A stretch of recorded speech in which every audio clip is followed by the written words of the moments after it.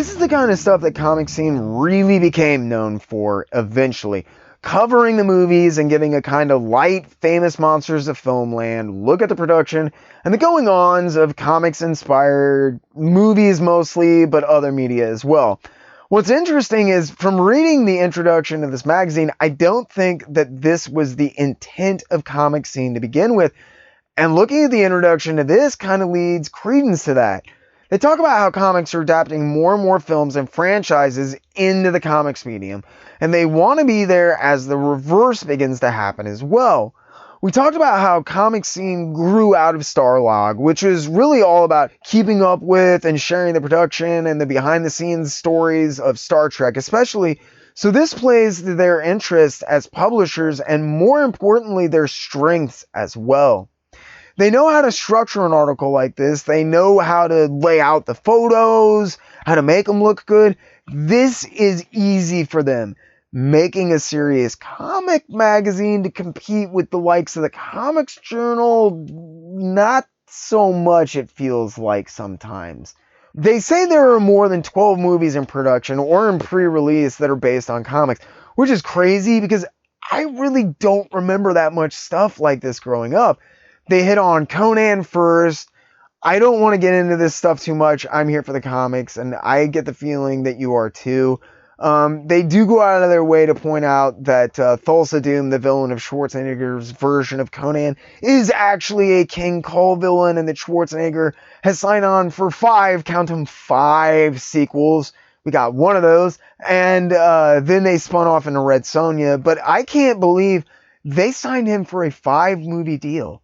Or that this article actually remembered Thulsa Doom is a King Kull villain. So Dino De Laurentiis, the guys who produced Conan, I think we're thinking in terms of the Superman franchise, where they tried to do 2 movies back to back at the same time, cut out the time lag and the middleman of having to raise funds, as they were sure they were going to be big.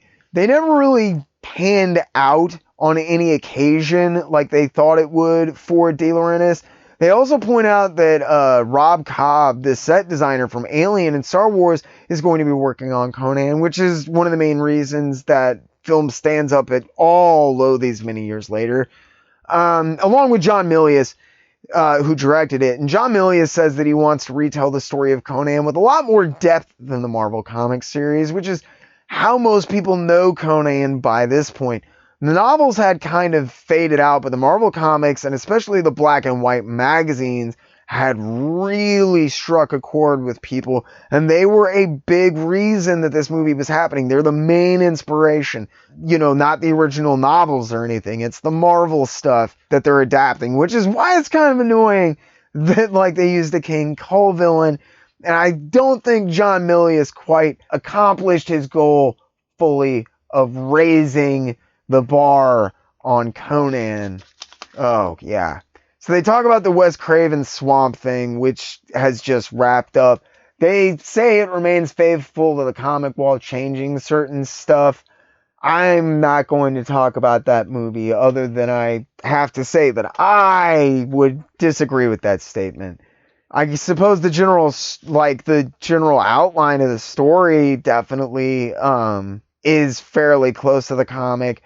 But there's nothing. That movie is such a train. Oh my god. The show was actually somewhat okay. It was somewhat true to the existential existence of Swamp Thing from the Wrights and Ween run.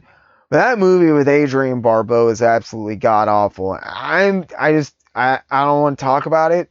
Any movie that's famous because it got an accidental R-rated release on DVD where you saw Adrienne Barbeau's tits, and that's the best thing about the movie, probably isn't worth going into a whole lot of detail about. The filming the 80s version of Annie, this is why we're seeing the Marvel adaptation of Annie that I mentioned before. I don't do musicals, don't get me wrong. I love me some Tim Curry, but there's only so far that I can go. And if I can't make it through Rocky Horror Picture Show, I've watched that movie before. I don't like it. You can imagine what chances something like Annie has. Superman 2 is in theaters, and it's looking to break the box office for Superman 1. So there's already people who've been hired to write Superman Part 3. As I said before, they were always looking forward on the Superman franchise with production. But unfortunately, it did eventually catch up with them in a big way. If you haven't heard of the troubles around the production of Superman 2, check out the inane amount of releases and versions that has seen on home release. There's a director's cut, there's a theatrical cut, and at one point, I believe there was a producer's cut as well. And the director's cut was released in, I believe, 2 different versions, and the theatrical cut, I know, has been released on DVD with differences in the theatrical cut as well. I don't know if that was like a mistake with like an international print or something, but I do know that there are at least 6 different versions of Superman 2. Director Richard Donner and the producers did not see eye to eye, and the version of Superman 2 that eventually hit theaters was just a pale ghost of what had been shot. Years later, Donner was allowed to release his version, but you could tell that the Superman series was on a quick downhill slide if you saw Superman 2 in theaters. If you've only seen the theatrical version, I do highly recommend checking out the Donner cut of Superman 2. It's extremely good. And they did slightly, I think they did a new scan. They didn't remaster it. They did a new scan. And the scan looked at the time, I mean, this has been many years ago, like when DVD scans were still a big thing.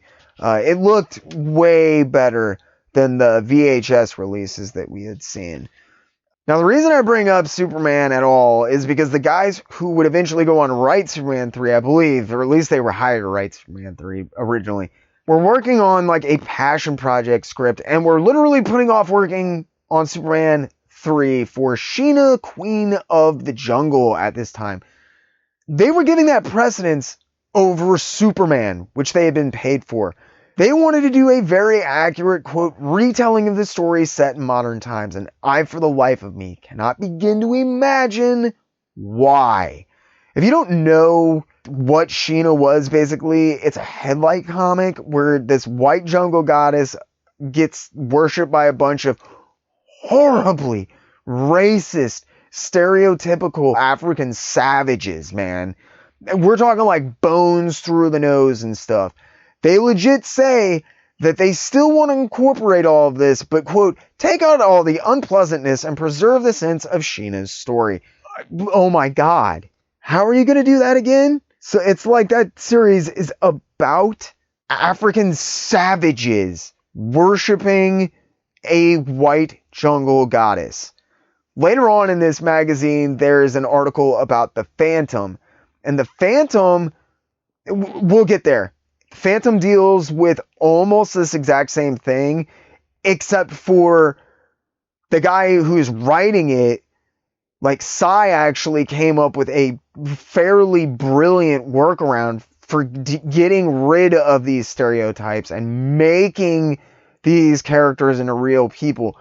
I don't have any faith that Sheena, Queen of the Jungle, was going to do any of that. Okay, so when I was a kid, I was absolutely obsessed with the Shadow. I loved the comic book. I loved the pulp. I loved the, I think there was a strip that I read that lasted a little while. Anyway, everything about him was amazing. And then there were guys like Mike Kaluta that started working on him. I noticed, I got introduced to Mike Kaluta's work on the Shadow, I should say. I was hooked. I mean, it really got me. And while it was obviously a little hokey, the Rocketeer always fascinated me. And I think mostly because Dave Stevens' designs are so absolutely genius, it's hard not to love them no matter where they are. But that movie also introduced me to Dave Stevens at a very young age. And I was obsessed with both the Rocketeer movie and the Alec Baldwin Shadow movie. I never see or saw a lot about the Shadow's production. It came out in 1994, and most of the comic magazines I read at that time talked about the comics and not the movies, or the movies and not the comics, and they really weren't doing a lot of talking about the Shadow, because it was more of like a pulp thing, even though I think Topps was maybe publishing it at that time, after DC had taken it. Anyway, this article, though, brings up the wife of one of the guys working on the Superman script. Leslie Newman talks about her ideas for a Shadow script that she's working on. All of these elements, every single one of them that are discussed here, show up in the 1994 Universal version of the film, where I would imagine the script languished and went through innumerable rewrites until her name was eventually absolutely removed from it, and she never got credit for everything. But every single element that she talks about wanting to include, the time period, the characters, like the general aesthetic, everything is dead on. As a longtime fan of The Shadow and that movie, that was interesting to read. That was a cool little tidbit.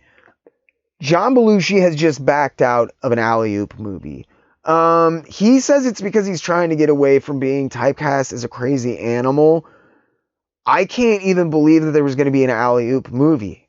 That's so crazy to me. Like, I love Alley-Oop and it's super influential, but to think that there was ever even talks of a movie is kind of mind-boggling. No one will remember this, but the Lone Ranger, the 1982 Lone Ranger movie, absolutely bombed, and they're thinking of making a sequel to the highly successful Flash Gordon film, which just came out.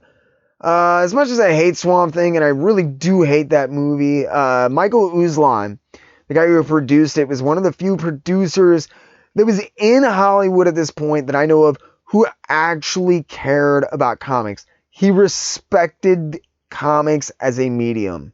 He was the guy who spent like more than a decade trying to get Batman made into a real movie. I've heard him speak and seen him in a bunch of stuff, and his passion for Batman especially, and comics in general, and his knowledge of them is evident, and it's cool to see somebody in Hollywood talk like that and be that passionate. What's interesting to see here is that Uslan has already signed a deal with Warner Brothers, utilizing connections that he made during Swamp Thing to make Batman happen. Now, the article says that Warner is going to, quote, have the movie out hopefully in the fall of 1982. And that is not how things played out. But Uslan did stick with it and with Warner, and in 1989, he was instrumental in getting the game-changing Tim Burton Batman film finished and released. That movie proved that comics could be of a more serious tone and be successful, and really open the door for the modern invasion and proliferation of comic book adaptations we see today. Greatest American Hero will be the last live-action superhero show left on TV with the cancellation of the Incredible Hulk. Marvel's licensed out a ton of characters, but Stan Lee says that there's nothing really happening with any of them, including Silver Surfer, Thor, X-Men, Fantastic Four, Daredevil, or Ghost Rider, which have all been optioned at this point. Another comic movie that's kind of a guilty pleasure for me is Dick Tracy. I think that movie looks amazing. It is rather close to the bizarre and disjointed reality of the original comics, but what's interesting is that in 1982, John Landis has just announced that he's going to be working on a Dick Tracy movie.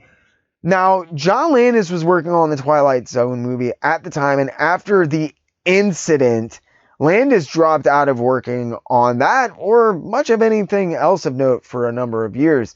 Okay, I hate doing that to you guys. I'm not going to leave you hanging.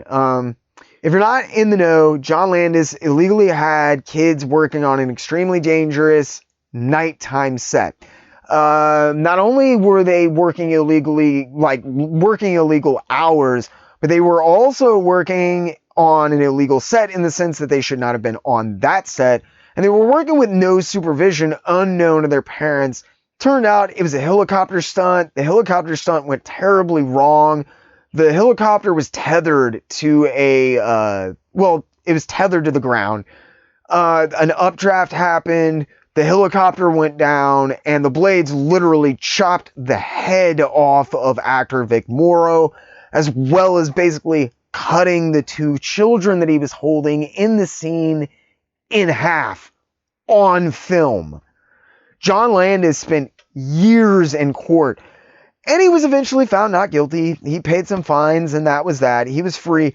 His career was really on the rise before that. He never managed to fully recover.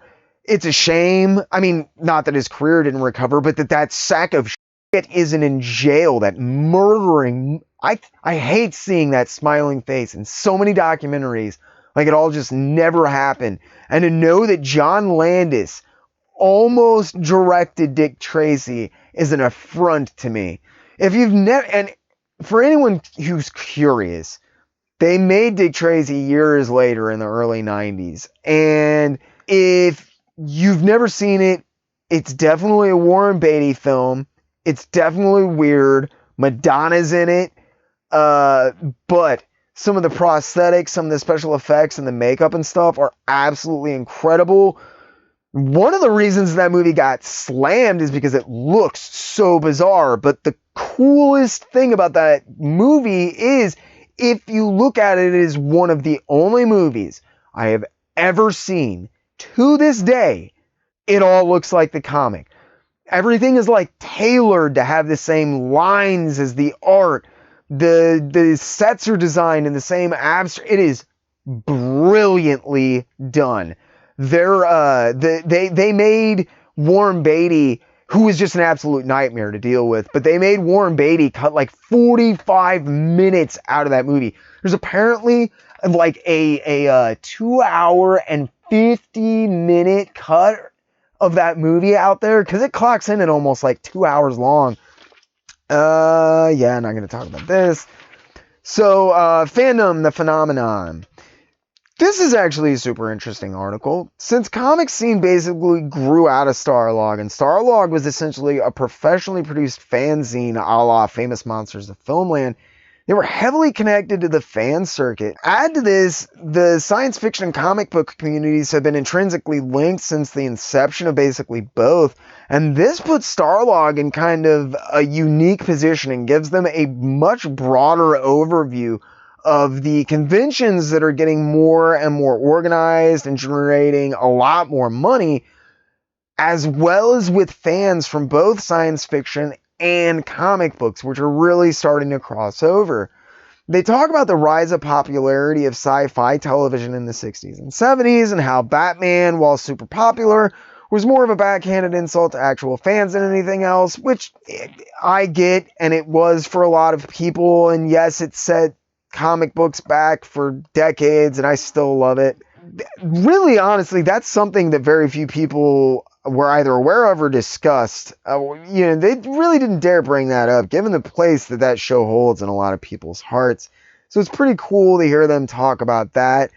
So comic book and sci-fi fans were some of the first ever fans to really get organized. And the conventions overlapped a lot. And the more people started to attend, the more conventions actually began to affect the industry. People like Frank Miller and John Byrne, who were enormous at this time, had grown up attending conventions and sharing art and making connections that would later get them into the industry. So they were very used to interacting with fans and very linked with the idea and the interaction and the just the general community of conventions. And then Star Wars happened. The money that Star Wars generated was like nothing that had been seen before, really. The merchandising was one thing, but the author talks about George Lucas really knowing who he was shooting for as an audience and catering to that market. He talks about how Lucas had him premiere his Star Wars films at conventions, and how in the long term it's paid off in spades for him with increasing ticket sales movie after movie. And this owes a lot to this kind of convention exposure and community where people are involved and they want to go see the movie several times. Because of this, there are now industry spies that are roaming the floors of conventions, taking in reactions and other data and people conducting polls and talking to fans about what they do and they don't like. They also talk about how screening films or previews for upcoming films has become a big part of conventions since Star Wars and all of the related success that Lucas has enjoyed because of that. Looking back on this now, 38 years later, it's kind of a prophetic statement, and movies and comics have become more and more and more intrinsically linked. And it's interesting that comic scene seems to have really seen a lot of that coming. They weren't always on about the actual names and the dates and stuff, but they really seem to have seen the revolution of movies and stuff coming. For anyone like me that grew up where most conventions were just a bunch of old, sweaty white guys shoved into like a hotel lobby or a local civic center, surrounded by long boxes of comics and armed only with their razor wit and overwhelming body odor, the transformation into dizzyingly busy cosplay spectacles that they are today, it felt like it kind of came out of nowhere. I know a good amount about the original comic conventions, but that was mostly a result of reading about guys like Forrest J. Ackerman, who's credited as being one of the first people to ever dress up and cosplay for a convention. I had no idea that Star Wars, the series which was also making Kenner a fortune on toys, was making Marvel reconsider their approach to trade paperbacks and opening an entire wing of publishing and dedicate a title to adapting films, was also responsible for the convalescence of movies and conventions. Another thing that they bring up in this article, which I've never heard of, are these group brainstorming sessions. They claim that because so many industry professionals who rose to prominence during the late 70s, like Frank Miller and John Byrne that I was talking about, were involved with conventions, they're much more okay with interaction and talking to the fans. One of the big things that they do is get on stage and have back and forth brainstorming sessions where they try to come up with new characters and villains. I've never heard this before. If it is true, this raises some incredibly heady questions about ownership that I don't even want to get into here. Does anyone know anything about this? Is it totally made up, or did this actually go on? I'm super curious, but I couldn't really find any information or mention of it anywhere else. But information about the actual convention themselves are pretty hard to come by, especially from this age, so it wouldn't surprise me if someone just never mentioned it. It just brings up some really interesting questions for me, like, with people, why have I never heard people saying, like, I helped come up with this character, or like, I remember in, 1986 when we were doing the brainstorming session for such and such. Seems weird. I don't know. I've never heard of it, and it just seems like you're begging legal questions, like legal problems at that point. They bizarrely try to tie Tom Savini and his success in with conventions. While they don't mention horror, that is the third part of the convention trifecta that they kind of leave out. There were always conventions for stuff like EC, which had a myriad of horror titles, and horror film fans are the only other type of movie fans who seem to be as dedicated or interested as those of science fiction and of comic book readers. This connection makes sense, but the way they struggle to fit Savini into the equation doesn't quite work. Savini got famous and made it because he has a drive and a will that seems like basically impossibly optimistic, and you cannot snuff it out. He's insanely talented. Yes, talking to his fans and interacting with them helped, but that's not going to get you in the door at the studio. Being good at what you do is. The final example they bring up is Howard Chaykin. Chaykin spent years hustling from one convention to another in search of work, but the more you learn about Chaykin, the more it should become painfully evident that had a lot more to do with his cantankerous and outspoken personality than it did with his skills going unnoticed in a lot of cases, although I do feel like Chaykin is historically overlooked, and at this point, I have no idea why American Flag is not an American classic. if you want to learn more about my views on American Flag and American Flag in general, I did do an off the beaten rack episode about it. There should be a link around here somewhere, and if not, here's the link to it in the description below. Now, another interesting correlation that they make is basically between the availability of back issues and home media. They say that because people can actually watch all these different movies, not just read about them or anything, all these classic films, they become more sophisticated and discerning viewers. They would rather get a VHS of a good classic movie than waste money on a questionable movie at the theater. The comic fan has also evolved in the sense that they can now seek out basically any back issue that they desire, and this has forced those making contemporary comics to work even harder to earn those dollars of the discerning collectors that could be spending money on older classic issues that they know they like. They talk about how sci-fi films are going to have to adapt to this new technology via CGI and other computer effects. But then they get into comics. They say that it's going to be a decade of graphic story magazines, not comics. They specifically call out Howard Chaykin. Note this is pre-Watchmen and Dark Knight Returns. So people paying attention recognize what's going on before he is totally overshadowed. However, as soon as those titles are released, Howard Chaykin, due to his, I believe, it is my personal opinion, due in large part to his rather abrasive personality, is swept under the rug. An American Flag, because of the changeover when he left the series, when he stopped doing it all himself, it has been historically overlooked. But at this point, in 1982, when they are talking about the evolution of comic books, when they specifically are saying that this is going to be the decade of graphic novels, they make that call before Dark Knight Returns, before Watchmen. When they call that out, they don't just say Howard Chaykin, they also say American Flag. It's awesome. They say his work has not only gotten onto the New York Times bestseller list, but that along with others, he's proving that there's room for more adult-oriented stories in comic books. This is extremely true. It's one of the reasons that, you will hear me non-stop champion that series until the day they put me in the ground. Okay, so this is a short but sweet little overview of the original Len Wein, Bernie Wrightson version of Swamp Thing.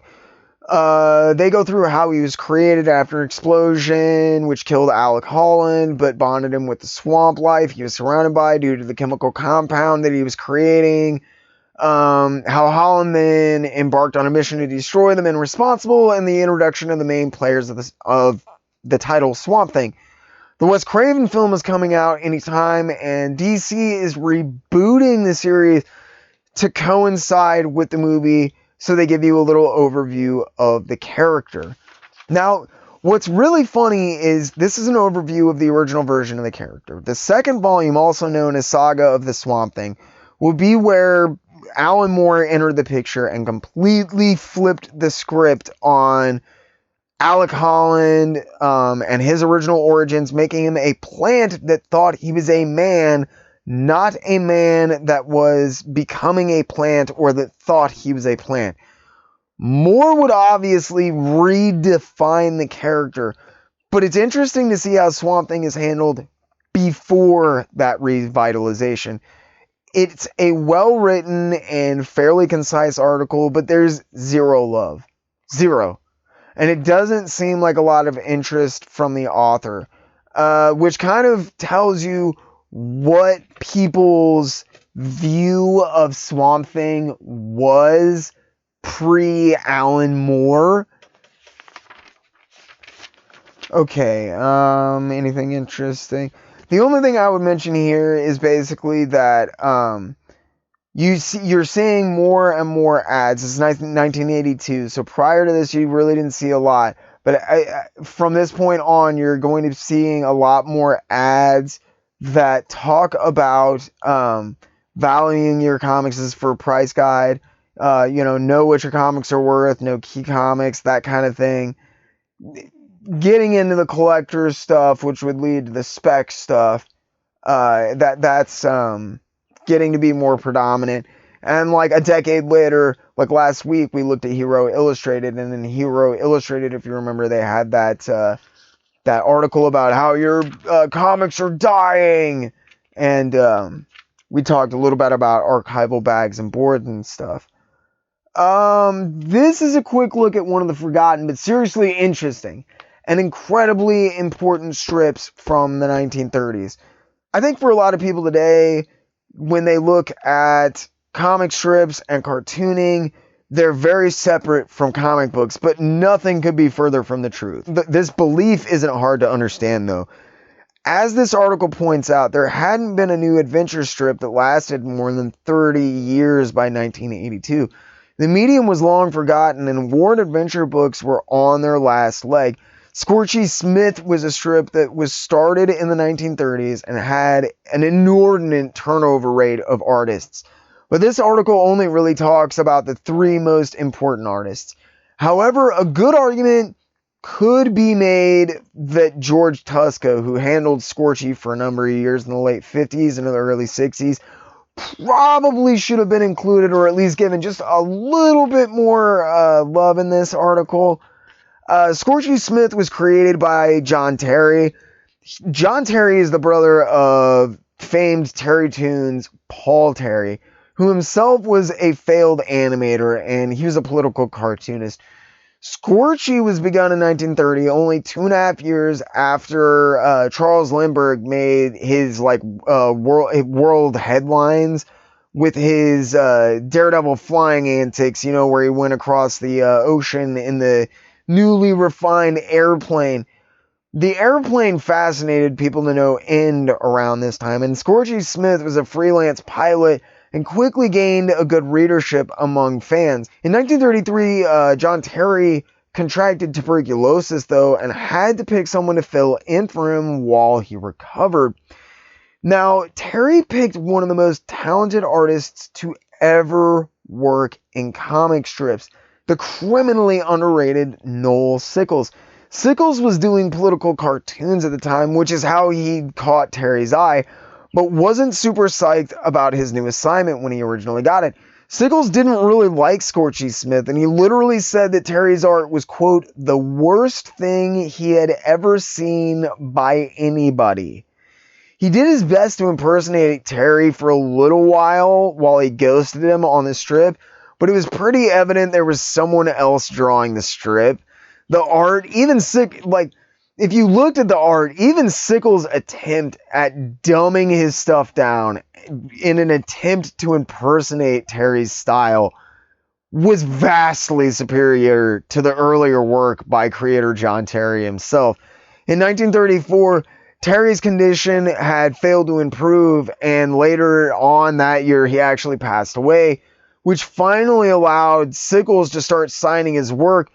And once he started signing his work, Sickles decided that he was going to change the look and feel of Scorchi into something, I don't want to sound critical, but good. He didn't want to do it overnight. Little by little, Noel Sickles began to change the look of Scorchi, and his impressionistic incorporation of large sections of heavy dark blacks and zipatone shading changed comic strips forever, and it heavily influenced comic books as well. It was a revelation, and Milt Caniff has said that much of his own style, especially for his work on Terry and the Pirates, came from his time and work with and around Noel Sickles. One of the things that helped set Scorchi apart was the fact that Sickles began to incorporate real characters and arcs into the strip. He introduced his own cast of characters, including what could have been a love interest for Scorchi, whose name was Mickey. In the end, though, Mickey ends up falling in love with Scorchi's best friend, and they both left the strip, never to be seen again. Sickles was building a world, and he wanted it to be filled with real things, real people, and real emotions. One of the major reasons that Sickles changed his art style so dramatically once he was allowed to start signing his own name was that he was simply tired of the pedantic cartoons that he saw in strips all around him and finally saw that he had the power to do something about it. His love of the work is evident in nearly every strip he ever did for Scorchi. While a lot of strips go completely ignored and unloved, thank God IDW collected every strip that Sickles ever did for Scorchi in a book, Scorchi Smith and the Art of Neal Sickles. If you want to check it out, there's a link in the description below. Unfortunately, it's been out of print for years at this point, and it is not cheap. But I swear, it is worth the $100 to pick up if you are even the slightest bit interested in this kind of stuff. Scorchi Smith is criminally underrated. I cannot recommend that you give it a shot enough. At least the Neal Sickles years, because Lord knows he wasn't the only guy to do Scorchi Smith after John Terry died, unfortunately. So by 1933, Scorchi Smith was reportedly running in about 250 newspapers a week, according to Neal Sickles, and was making the publishers an end. Sickles, however, was making $125 a week, the highest salary that they would allow him, and he was tired of it. By his estimation, they were making at least $2,500 a week off of his strip, and he was making less than $150 while working 12-hour days, 6 or 7 days a week, most of the year to complete the rigorous work and meet the unrelenting deadlines. With AP, the publishers, unwilling to raise his pay, Sickles' name stopped showing up around 1936, and another guy took over the strip. Alan Chrisman, who was only about 20 when he took over Scorchi, was really the beginning of the end, but it's not so much Chrisman's fault. His work isn't bad, but it just wasn't good either. He slowly began to develop his own style, stepping out of the shadow that Sickles had so effectively cast, only then to decide to try his hand at comics instead and left the strip. Chrisman helped to co-create the original Sandman for DC, but didn't do a whole lot else and seemed to be suffering from a bad case of wanderlust. While Neal Sickles became a prominent illustrator for magazines and that kind of stuff, Chrisman didn't last long at comics either and decided to sign up for the Air Force instead. Chrisman was in the famous AVG Flying Tigers. He flew several missions in Burma for the AVG, but apparently he kept requesting combat missions, seemingly as daring as the characters he'd illustrated in Scorchi Smith. On his third mission, his luck ran out though, and Chrisman's plane was shot down.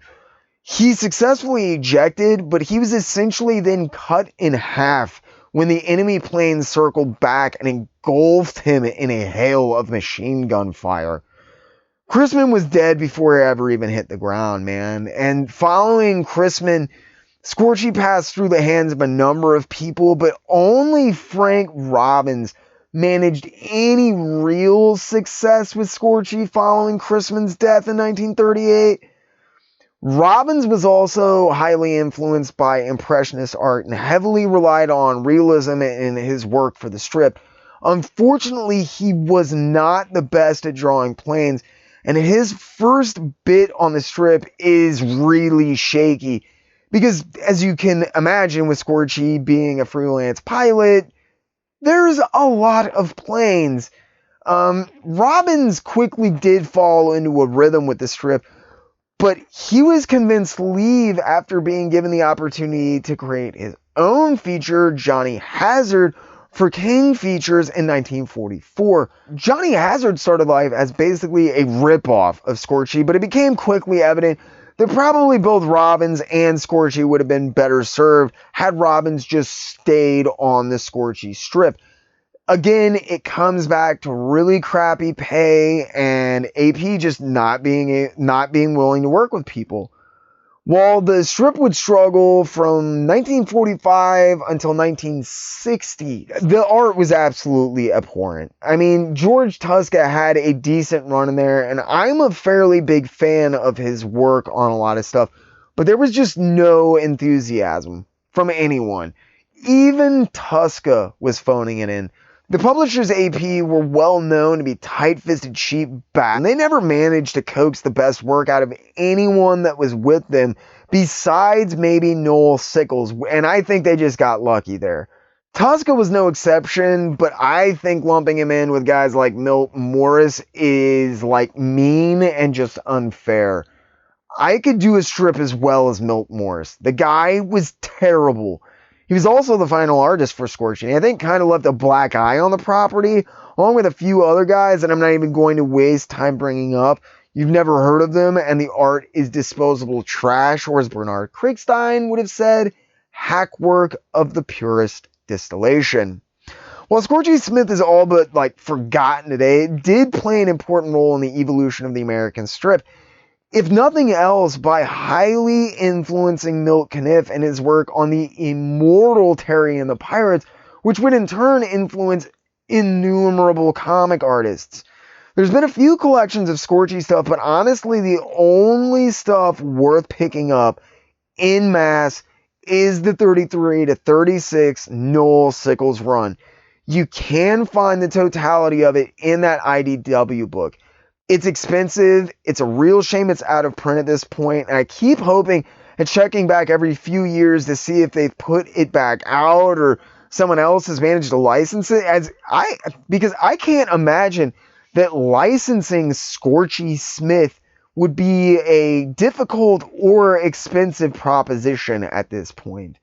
So, more than the contents of this ad, really, is the people putting it out. Fantico, and please, if I'm saying it wrong, get in the comment section and correct me. I swear I will never mispronounce Kamiko again, ever again. But Fantico is a pretty interesting company, and for a smaller niche publisher, they helped launch two really big names. Fantico is short for both Fantasy Company and or Fantastic Company, depending on when founder Tom Scullen is telling the story to you. The company actually started off as a mail order company, and then they turned into a comic book store in Albany, New York, and later they got into publishing stuff.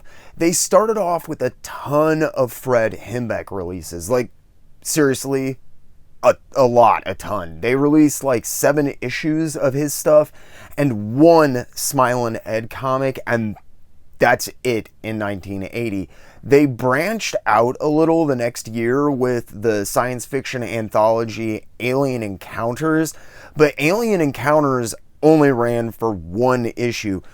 Now, you might remember Alien Encounters from Eclipse Comics. Eclipse would later revive the series in 1985 and restart the numbering, and it became fairly famous for the story Nada from issue 6, which was the basis for John Carpenter's They Live. I feel really bad. There was someone who asked me about which comic book They Live was based on, and I totally told them that it wasn't based on a comic book, and it is. And it's from issue 6 of Eclipse's reboot on Alien Encounters. And I swear I'm going to do a deep dive, a off the beaten rack for just Nada, because it's a great short story. I don't think stuff went super great for Fantico on those first few books, because they did 2 more books, Deja Vu and Gates of Eden, and then they really didn't put out anything else until 1986 comic book wise. Deja Vu and Gates of Eden were the first books to really showcase the type of horror material that Fantico would become so associated with over the years. The cover to Gates of Eden is done by studio veteran Mike Kaluta, and Deja Vu is a smorgasbord of sweet reprints by the Studio Collective. The cover is by Bernie Wrightson, and it's an adapted print. I think it was a lithograph print that he did sometime before. And they also reprint several stories from Wrightson's fairly difficult to track down Bad Time stories. Mike Kaluta and Jeffrey Jones also contribute stories in the forms of reprints for Deja Vu. It's a super cool collection of reprints, but it wasn't until they launched Gore Shriek in 1986 that Fanico really put themselves on the map. There were a few people that worked on Gore Shriek that you have heard of. Stephen Bissett is most likely the biggest name. Bruce Spalding Fuller also did some work, and Gherkin Singh. But the biggest name to come out of the first volume of Gore Shriek was definitely Greg Capullo. He did his first professional work for Gore Shriek #1, penciling and inking an untitled 8-page story for the first issue, and then did his first cover, which is actually rather infamous today, for issue 4, of that little girl eating, I think they're intestines on the cover. Gore Shriek initially ran for 6.5 issues. There was a half issue that Fanico sold only direct to fans. It was never offered up wholesale and was completely black and white, cover and all as far as I can remember. The series initially folded in 1989, but it was quickly relaunched the next year in 1990. The 1990 run would only last for 3.5 issues. Yes, they did it again. And this time, it helped launch Steve Niles' career. Steve Niles really got his foot in the door thanks to the second volume of Gore Shriek. Niles had been working for Eclipse, editing stuff, as well as on the title I Am Legend in 1991, and Fanico offered him one of his big breaks, first some material for the second volume of Gore Shriek, and then a few titles of his own, Bad Moon and Fly in My Eye. By 1991, the comic boom was starting, and it's interesting because just looking at a yearly list of Fanico's publications as an independent publisher, you can almost track where the market was at and what was happening. 1990, 1 book. 91, 3 books. 92, 6 books. 93, 5 new titles with a few holdovers from the previous year. 94 had 9 books. 95 was 5.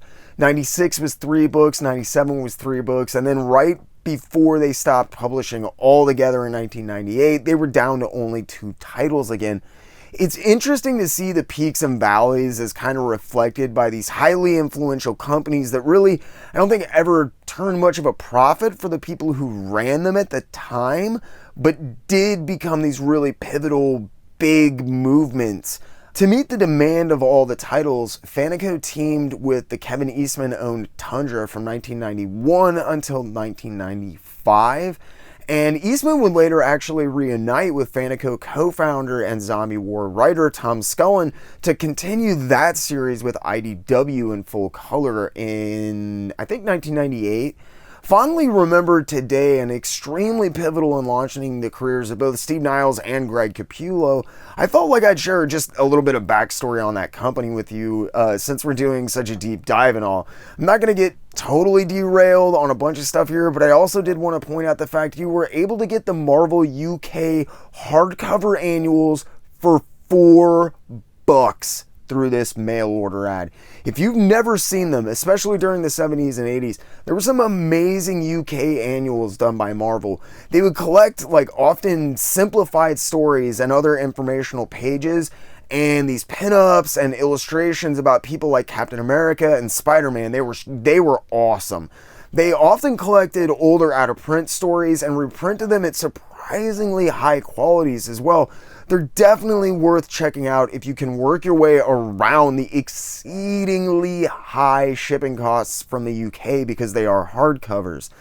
The other really cool thing that I saw was Steve Ditko's Mr. A series. They don't have issues listed, but at $1, there's no going wrong with that series. I got really into Mr. A when I was researching my Spider-Man co-creation letter and the missing Marvel art videos. While I definitely don't agree or even claim to fully understand objectivism, I can say that the art is absolutely fantastic in that series.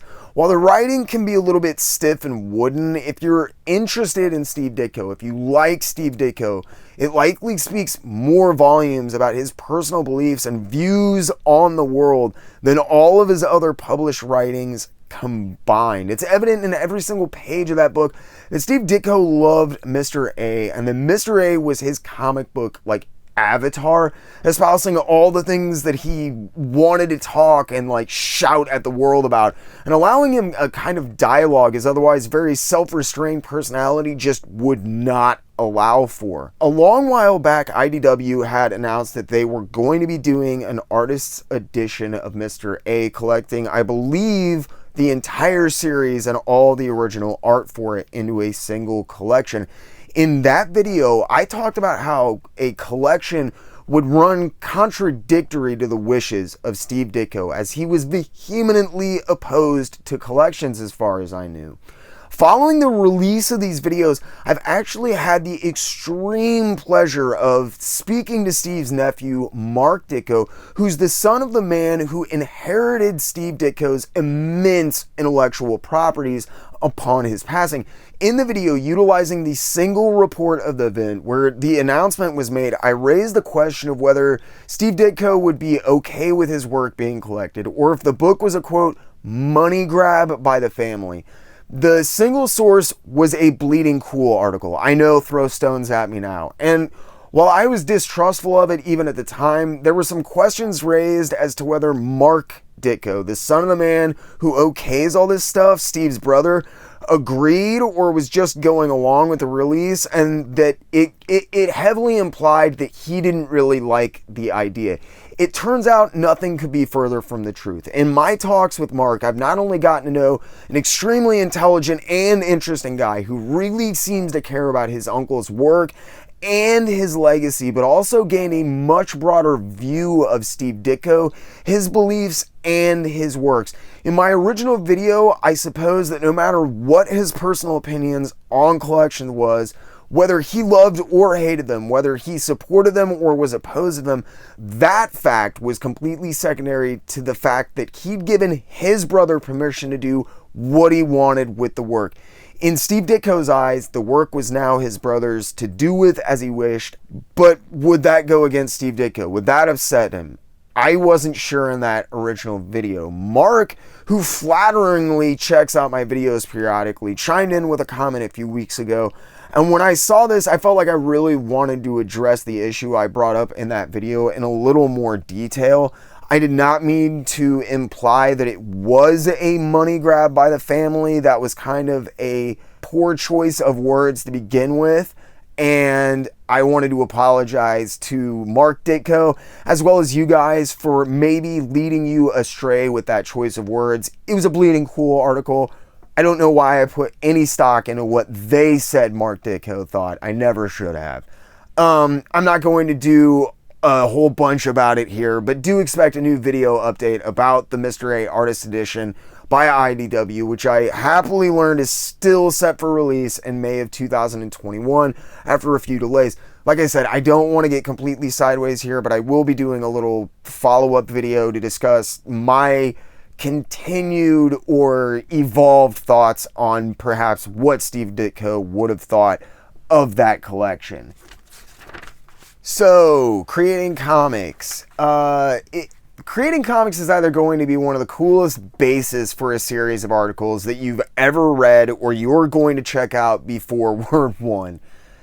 They say that they're going to follow the creation, writing, production, and printing of a comic book from start to finish, examining each step of the process as they go along. This is the kind of thing I always dreamed about reading in Wizard, so I was really excited to see how they went about this. The first part here is about the writing and kind of the scripting of comics as per Marvel and DC at this time in 1982. They talked to Len Wein in this article, who's definitely super famous for his writing at this point, but he also edited some of the greatest comics ever published, including most of the issues of Alan Moore's magnum opus, Watchmen. I think that's pretty cool because you get kind of a broader view of what Marvel is looking for, since he works on the editorial and the writing side. According to Wein, at Marvel, at least the way he does things, the writer comes up with an idea and then they approach the editor. The editor says yes or no to that broad general idea. If they say no, then the writer has to come up with a brand new idea. If he says yes, then the writer comes up with the details of that plot and then submits those back to the editor again. J.M. DeMatteis talks a little bit about how they teach people to write at DC opposingly. He says that if you can write a good short 8-page mystery story, then you're probably ready to tackle these bigger, better things. DeMatteis is of the opinion that there's usually actually more story in an 8-page short than a full 22-page adventure story. I have long held this opinion, but it's interesting to see someone like DeMatteis not only agreeing with this statement, but doing that in 1982. When I was younger, I spent a lot of time reading House of Secrets and House of Mystery and Unexpected and stuff, because all of my favorite writers and artists seem to pop up there at DC before any of their other titles. Bernie Wrightson and Mike Clute are the two big ones that I can think of, and I always wondered why they spent so long working on these rinky-dink little mystery books when they could have been out in the general DC universe working on, like, real books. DeMatteis says that the reason for this is that basically everyone who is new to the mainstream industry is introduced and learns the craft through those mystery stories and books at DC. DeMatteis talks about how telling a story where stuff happens and is intelligible and easy to understand in 8 pages will allow you to really begin to think out the usage of space and the pacing, along with a lot of other fundamentals of comic books that people just aren't learning anymore. DeMatteis says that the mystery stuff is a little bit more complicated, and that once you move into superhero books, the characters really just write themselves, hopefully. He points out that if there's ever a time where you start racking your brain, wondering what's going to happen to this character next, and it's not an organic evolution of what has just happened, that it's probably time to move along. Len Wein then jumps back in, talking about how the ideas that make it into the books are most often a collaborative effort as well, so this should be part of the organic process of creation. Once you get the plot finished, you have to take it back to the editor, who looks at what Wein calls the plot and the subplots. The main plot has to obviously make sense, but also importantly, the choices the characters make and the way they act have to make sense and can't just be about advancing the story that you have in mind. If they are, then the writer and the editor have to sit down and try to figure out how to make those decisions organic and seem natural. Len Wein says that these meetings can last from like half an hour to several hours depending on the story and what has to be changed. Len Wein gives an example of how the story plotting meeting for the upcoming Green Lantern Corps miniseries, which was only 3 issues, took hours and hours. He sat in a meeting with 2 other editors, another writer, and Marv Wolfman until they all came up with something that they could agree on. Then Wein took that, refined it even further, and submitted it again to another editor who made a few tweaks, and then Len Wein added the final dialogue and finished stuff up. Wein also mentioned something pretty interesting when it comes to his plotting.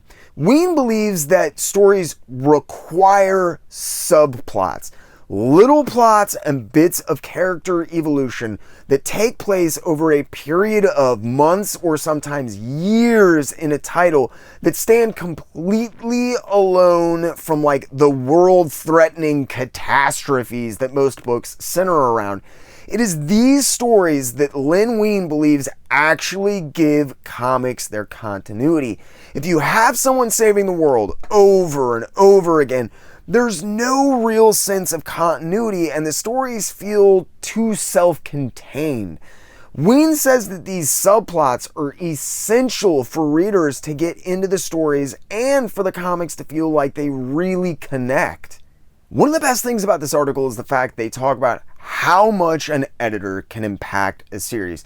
They say that Jim Shooter likes gut-wrenching stories, that Julie Schwartz likes details, plots, and compact stories, and that Len Wein looks for good storytelling and characterization.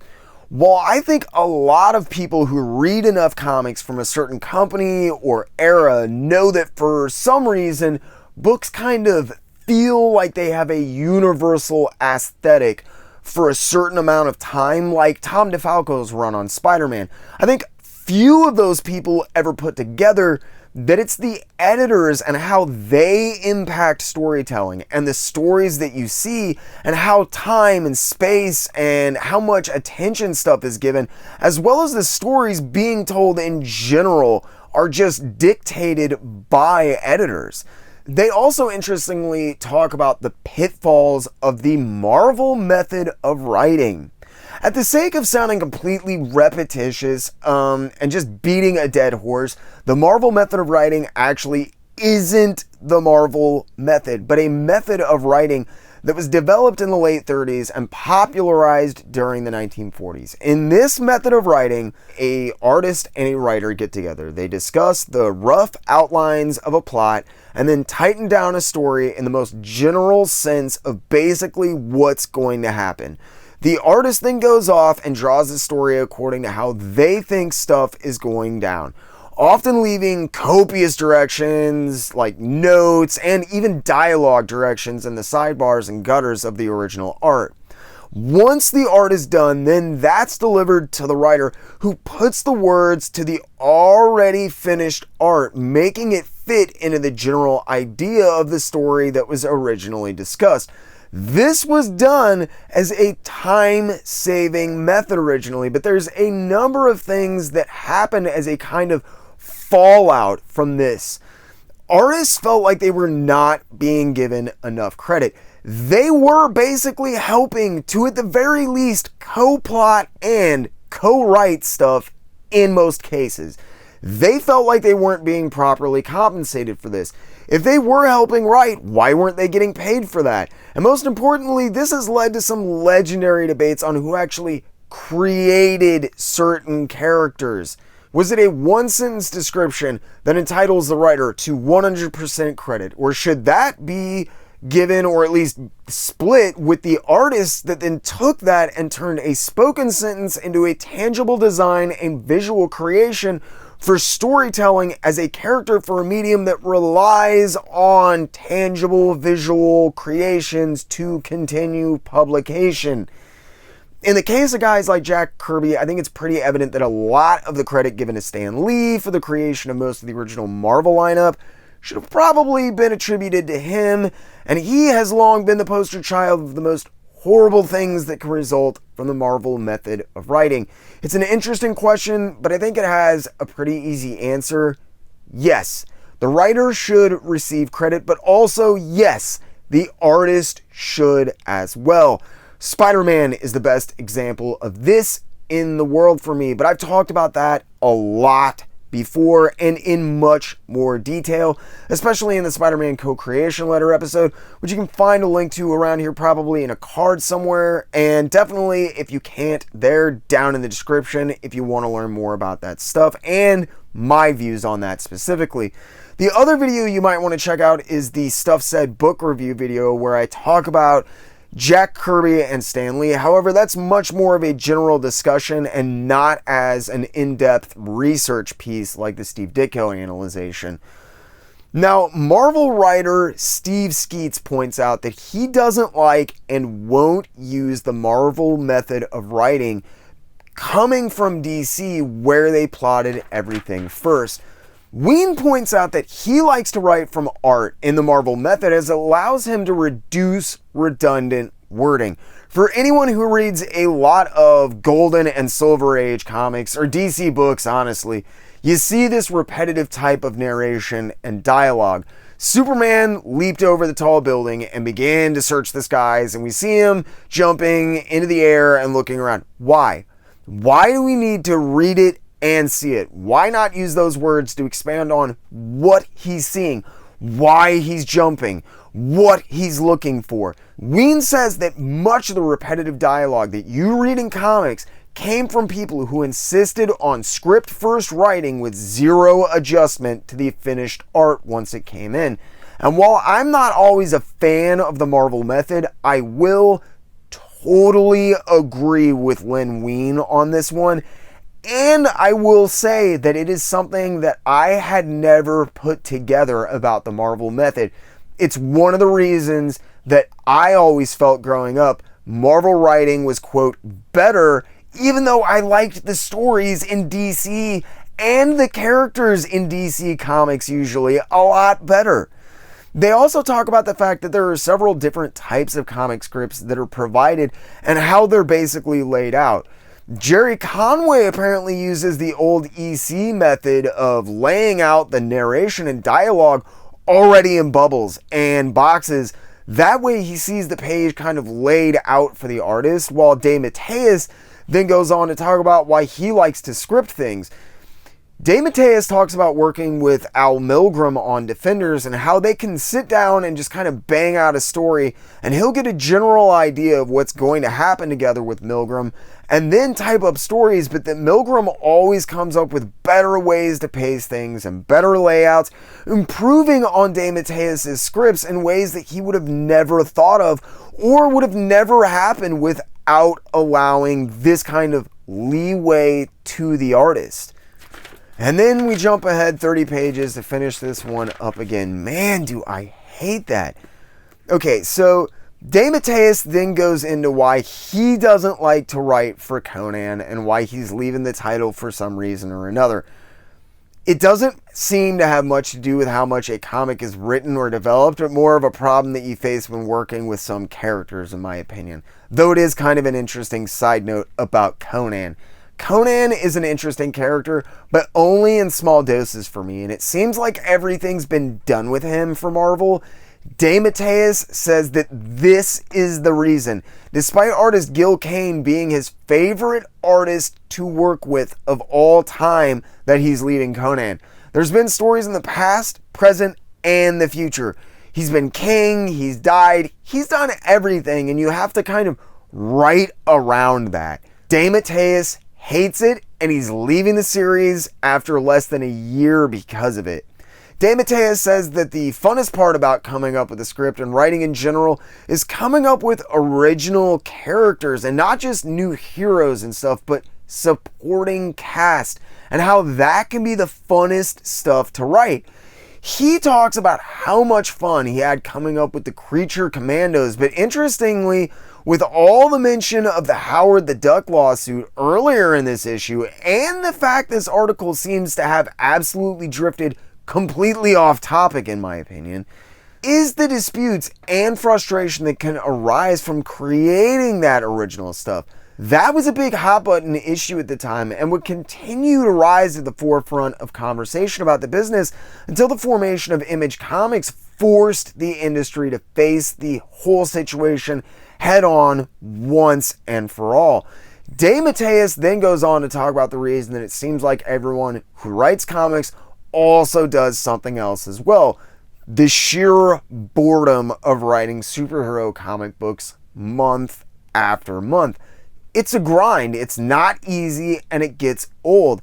DeMatteis has taken to trying to sell short stories and reviewing records for Rolling Stone, while guys like Roy Thomas and Jerry Conway write for television to break up the monotony of working on these books month after month. It's interesting to hear people talk like this because I think there was a real sense of people, and maybe even the industry, just being kind of burnt out at this point. Sales were in a slump, character interest was low, and people were not sure if the direct market was going to save the industry like some people were claiming that it would. There was this sense of foreboding, and there should have been this sense of dread and fear, and people should have been busting their humps, but they weren't. Instead, it's just kind of apathy and boredom from these guys. They've been in the industry too long. They're burnt out, they're used up, and the books show it. For all the stones I throw at Jim Shooter, and I do have some real problems with that guy, the one thing he did, aside from fiscally rescuing Marvel that mattered, was bring back a sense of love for what he was doing. Jim Shooter didn't necessarily himself love anything he was working on, but he did know that hiring people who had that passion was important, and it was one of the reasons comics were failing to sell, because people were not doing that. It's weird, with all the sidetracking and off-topic discussion of this article, they don't get into any of this. I'm going to have to pick up the next few issues because there's only like 12 issues of this, or maybe see at least if someone scanned these articles to see where they're going, because this series has some real potential to be very interesting, and there were some interesting little tidbits and looks into the minds of some pretty heavy hitters like J.M. DeMatteis and Len Wein in this first one. It's cool to see TCJ advertising in here. This book definitely seems to have taken a lot from both their original Starlog magazine and then kind of mixed it with what appealed to them in the Comics Journal. Unfortunately, that is a lot of the more surface value stuff, but hey, this was way better than I was expecting, to be sure. So, okay, I know a good bit about some of the heavy hitters from the Euro scene. Mobius, Topi, that kind of stuff. Droulet is still one of the greatest things I've ever read, but I don't know squat about comics from the actual UK. I've just started to get into their history a little bit more, learning about Vampirella from this awesome Art of Jose Gonzalez book I'm going to be deep diving soon, as well as some pretty good bits of research into Miracle Man, aka Marvel Man. The idea behind Around the World is that they're going to be looking at comics that aren't reprints of Marvel and DC from all around the world. I thought this was an amazing premise, and perhaps the coolest part is that they hired a guy who runs a shop in London to do the article. I'm always skeptical when people are looking in and doing these overviews, and it's really cool that they got someone who actually owns a shop and doesn't need to research what he's talking about because he already knows it all. Author and store owner Mike Conroy gives a general overview, and it's rough. He says that comics in the UK are only aimed at children, with their readership basically intended to end at 14, and there's only very lately begun to be a push for more adult material. British stuff was apparently printed much cheaper. While Marvel still used glossy covers, most British publications use the same newspaper print from the pages for the covers. He also points out one of the reasons writing was so rough on a lot of stuff is that comics were published weekly, not monthly like they are here over there. Marvel Comics Limited is one of the few companies that actually doesn't do this, and they have a few monthly titles like Doctor Strange, but they are comprised of mostly new material and are basically the oddity on the shelf, with most everything else being reprints from the US as far as Marvel and DC go. British comics were still predominantly being printed in black and white, and even when they were touted as being in color, that was usually only a small section of the comic, and even then, the coloring was extremely limited and primitive. He says that there's no real set page number. Like here in the US, Marvel and DC would always be slightly different, but there have always been set numbers that were pretty even across the board. Not in the UK. He says that most comics run their stories all the way onto the back page, like the back cover of the comic too. They feature little or no advertising, and they have some of them even start the story just below the title on the front cover of the book to save space. The price of comics varies extremely widely as well, from about 18 to 30 cents American for books of the same length and size. Another interesting thing that he points out is their titles are basically all anthology books containing stories about more than one character. Another interesting thing he points out is that their titles are basically all anthology books containing stories about more than one character, and almost never sport titles based on the characters inside, unlike American comics, which are the polar opposite. Doctor Who and Roy of the Rovers are the only two characters popular enough to really have warranted their own titles featuring their own name. Because comics are written only for kids in the UK, there are only like 3 kinds of books: romance and girl comics, funny books for really little kids, and adventure books for the slightly older boys. These adventure books are still filled with people fighting World War II, basically. Characters that have never been updated and no longer represent the face of the UK or the people who live there and have drifted farther and farther away from this stuff. Conroy then talks about the most notable exceptions to most of these rules. 2000 AD. He mentions Judge Dredd, Strontium Dog, and Mean Arena, and points out something that I think most people don't realize, and even I tend to forget. 2000 AD wasn't just taking things a step further with their characters, story, and content. They were one of the few comics that were actually giving credit to the people working on them. Back in the 1940s and the 1950s, EC brought the idea of artists and writers to the forefront of the collector community, but it wasn't until much later that it would become standard practice to provide distinct and clear credits like those found in a film for a comic book. Because of this, he says that some artists from over there are finally managing to make a real name for themselves, calling Brian Boland's recent work on the recent Green Lantern Corps covers and Dave Gibbons' recently reprinted Doctor Who work out that was seen in the US version of Marvel Premiere for several issues, and name-checking the backup story that he did for the Madame Xanadu one-shot we discussed early on. And I wanted to mention, I was trying to think, Madame Xanadu was published. The stories by Englehart and Marshall Rogers that I was thinking of were done under a different character name, Scorpio Rose. That's what the unused Marshall Rogers and Steve Englehart Madame Xanadu DC stories were published under by Pacific. I'd totally forgotten that is what it was. Sorry, a little bit off topic, but it just popped into my mind. They also say that Brian Boland's going to be doing the upcoming Marvel adaptation of Terry Gilliam's movie Time Bandits. Time Bandits did come out, but Boland wasn't involved with it at all. Pencils were done by David Lloyd with John Stokes doing the inks, and Al Milgrom provided the cover, if memory serves. Boland would instead contribute the covered DC Presents 43 and then do some work alongside George Perez in Justice League of America 200 before starting his groundbreaking work on Camelot 3000 in December of 1982.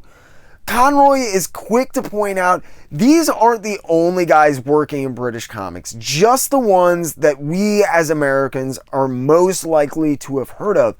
And he's dead on.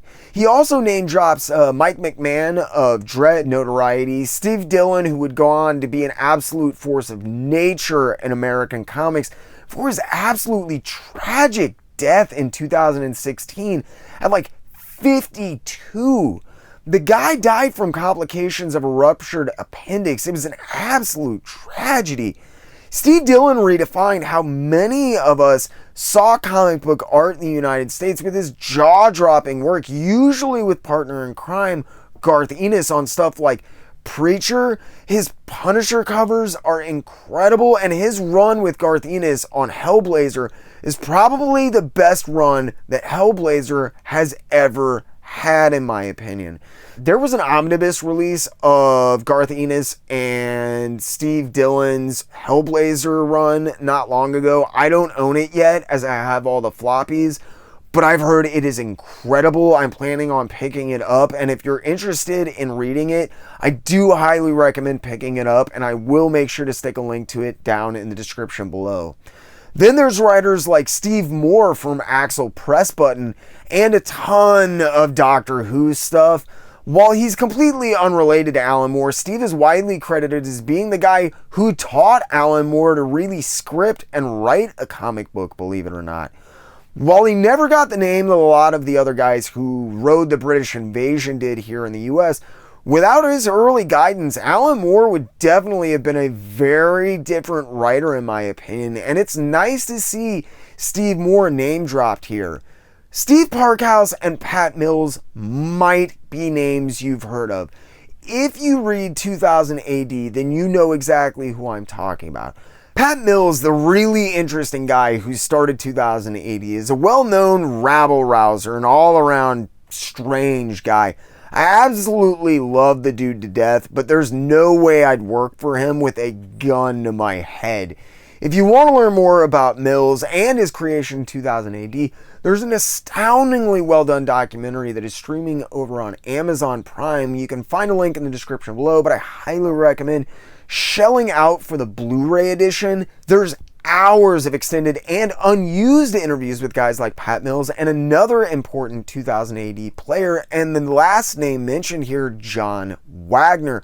Wagner is one half of the team that created the immortal Judge Dredd for the 2000 AD magazine, along with Carlos Esquerza in 1977. I believe it's Esquerza. I apologize if I'm pronouncing that wrong.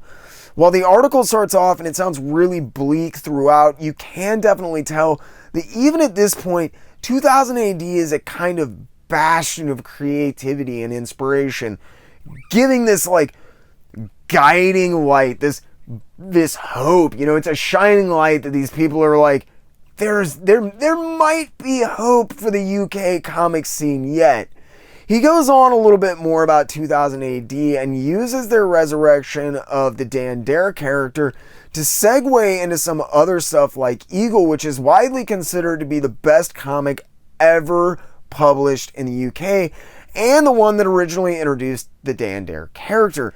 He mentions that it was sadly no longer being published, but only months after this article came out, Eagle was actually resurrected due to the interest in Dan Dare and other vintage works from the books.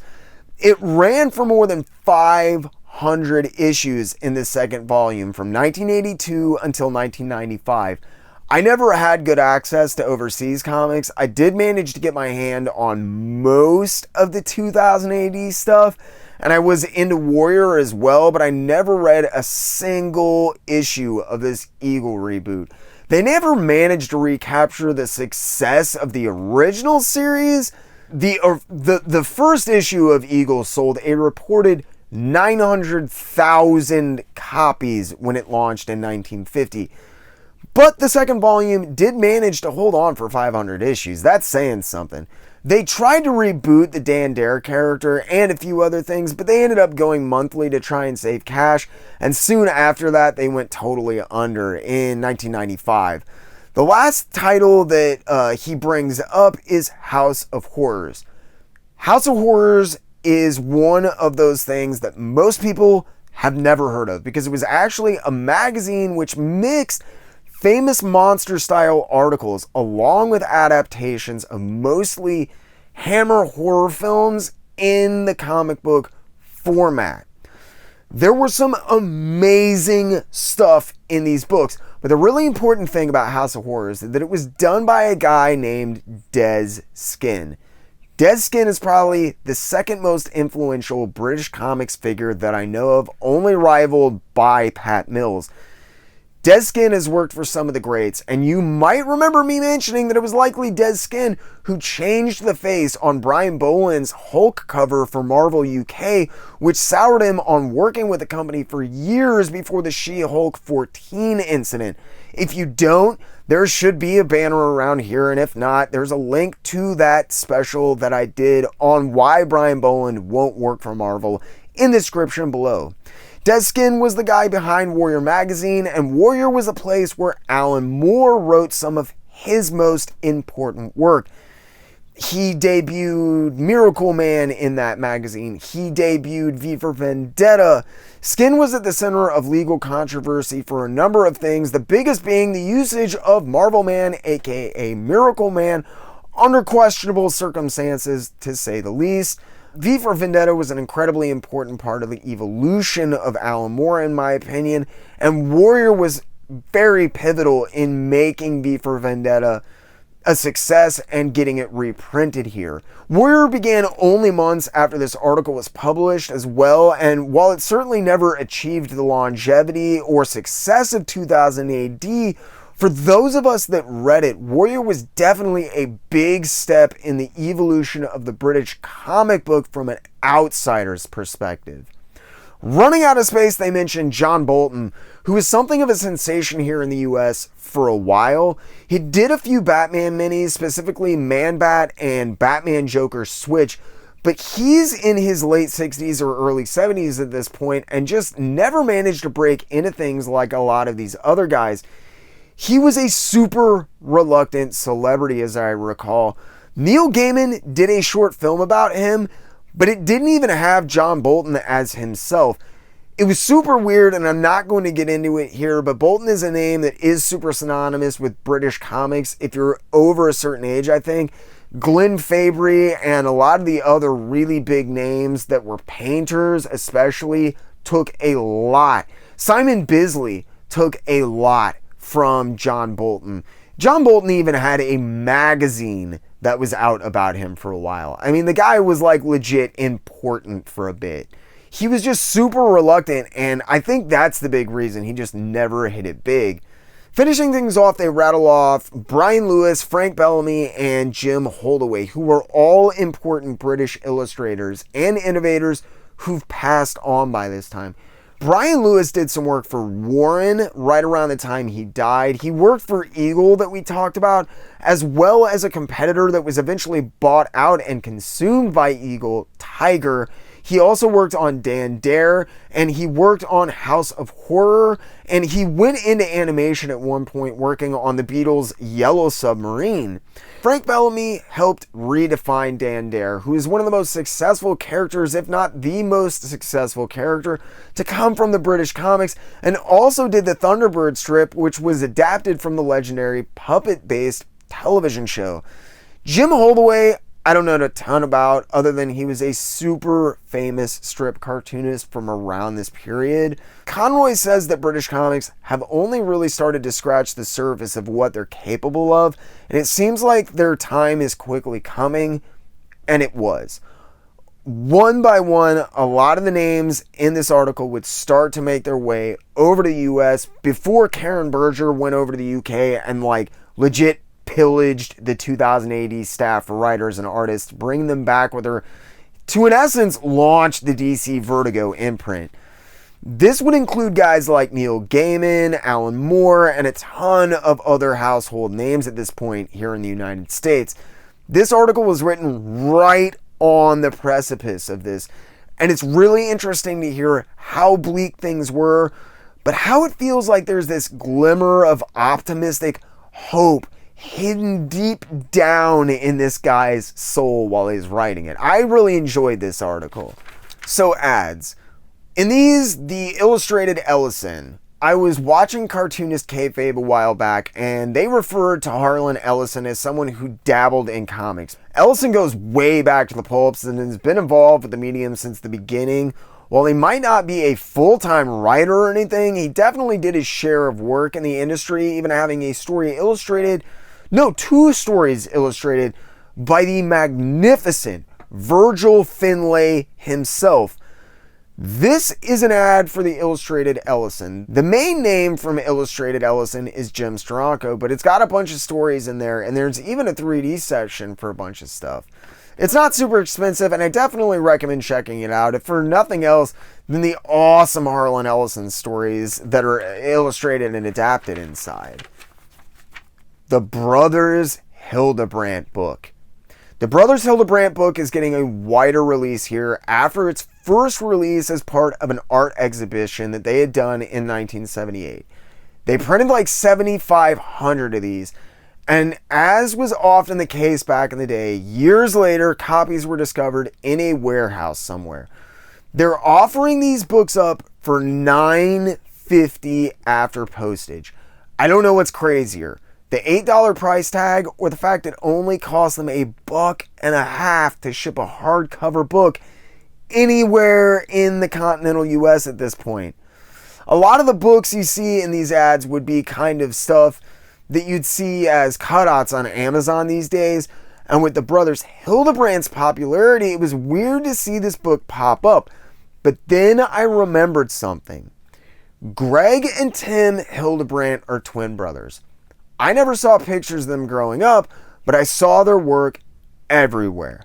They were like the second coming of Frazetta to a lot of people. I saw people like Richard Corbin and Ken Kelly talked about a lot when mentioning the brothers Hildebrandt, but they were a team, and I thought it was crazy. They always worked in tandem and had the same interests and stuff. However, that turned out to not exactly be true. They wanted to work for Disney. That was always their end goal, although that never happened for them.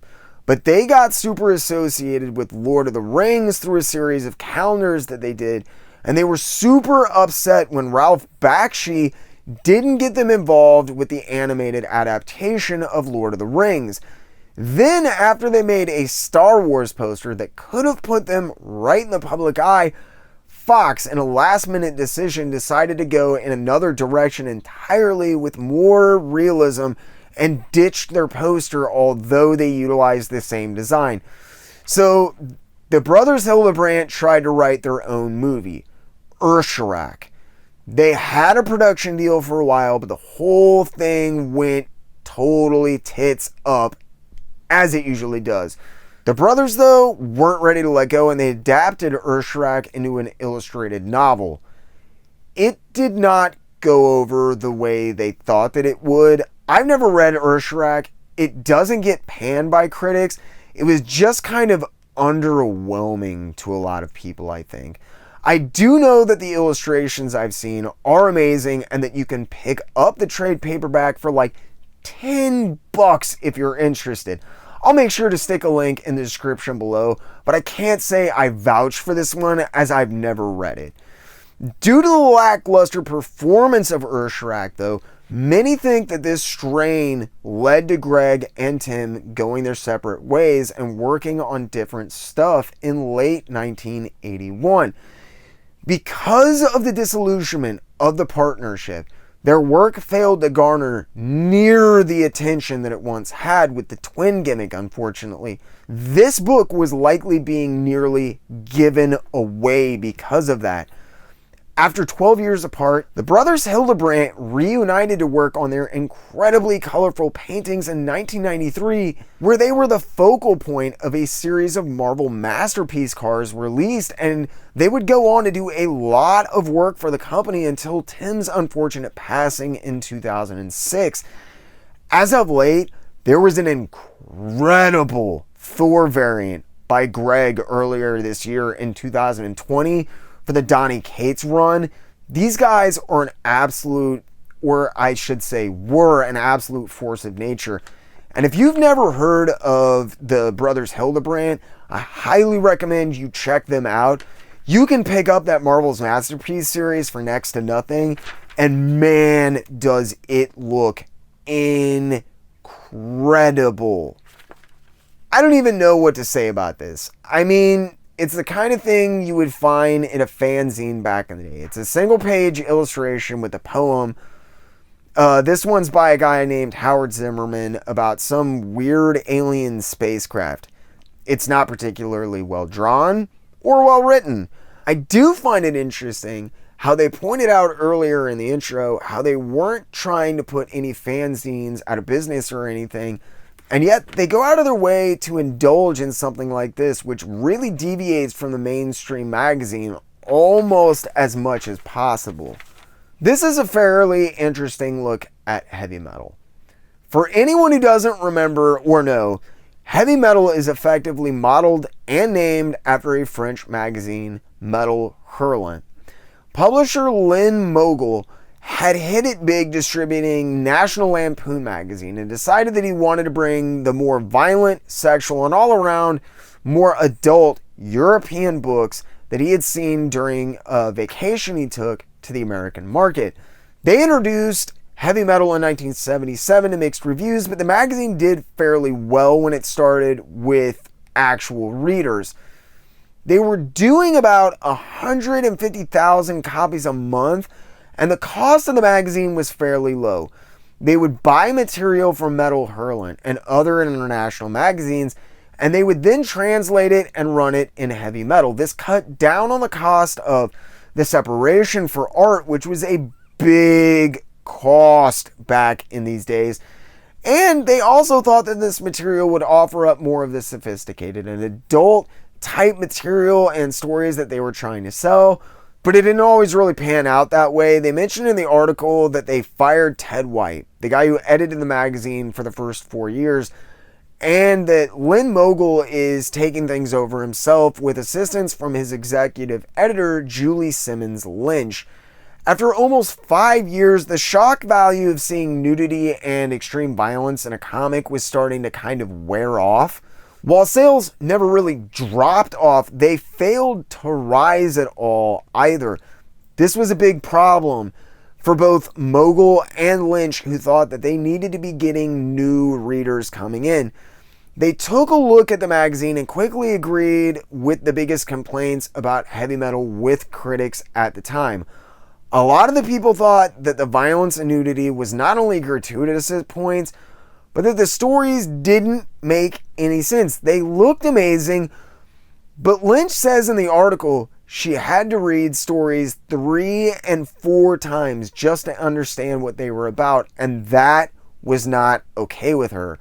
I wondered why this had always been the case, and she's super blunt about it. Lynch admits that no one who picks these stories from other magazines reads the languages that they're looking at.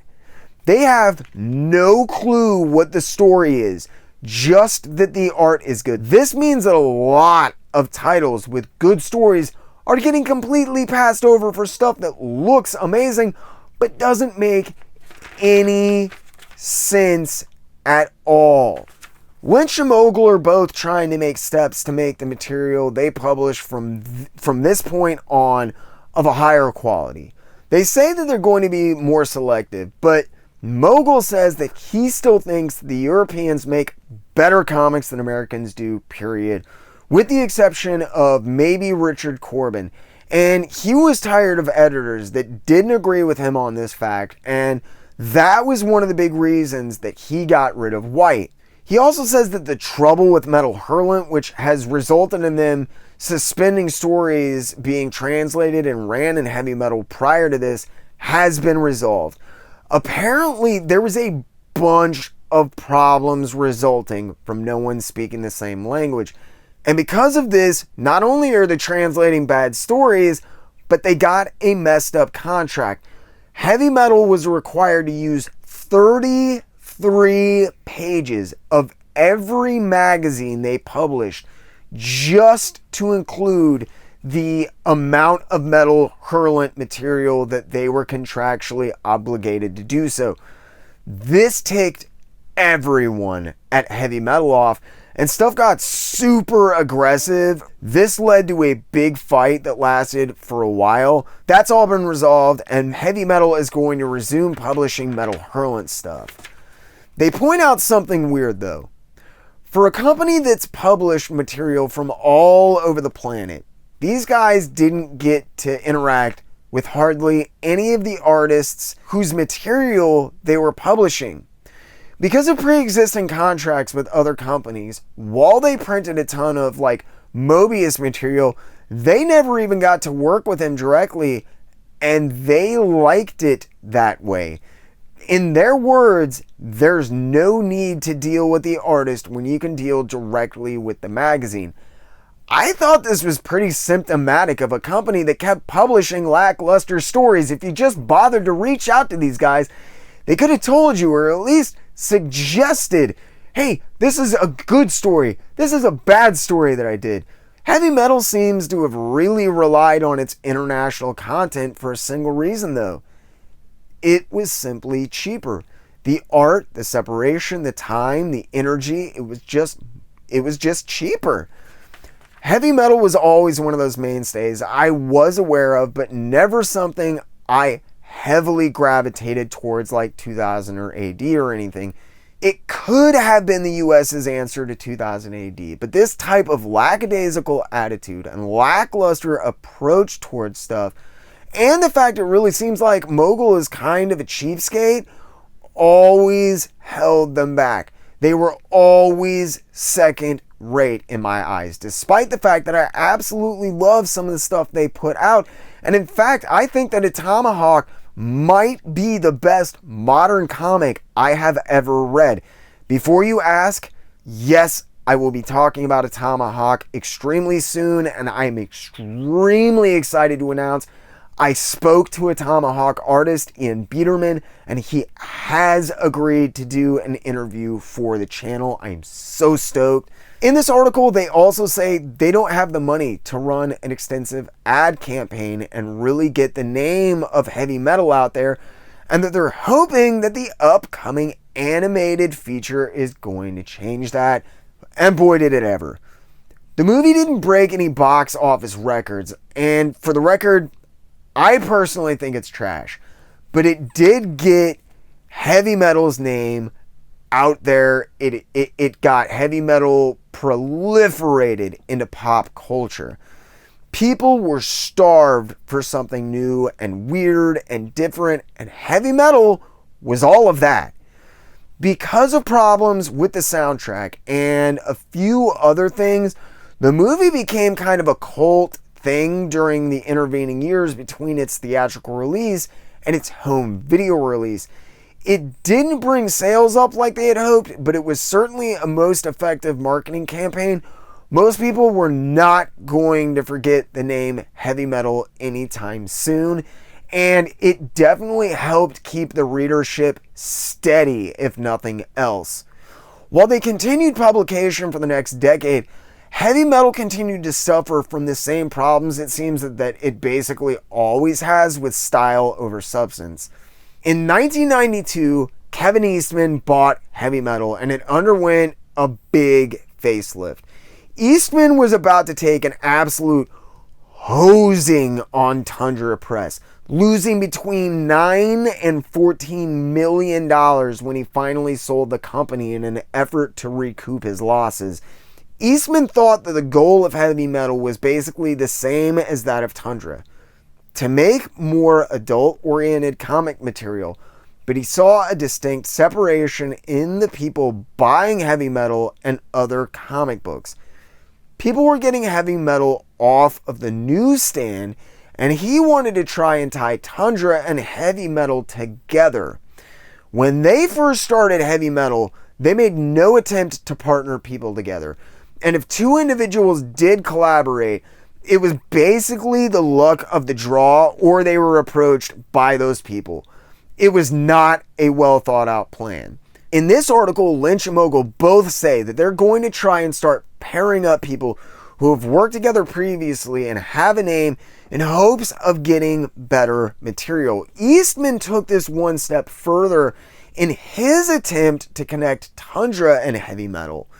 He began pairing popular writers and artists for the first time in these kind of like dream partnerships that people always talked about in comics but you never saw happen.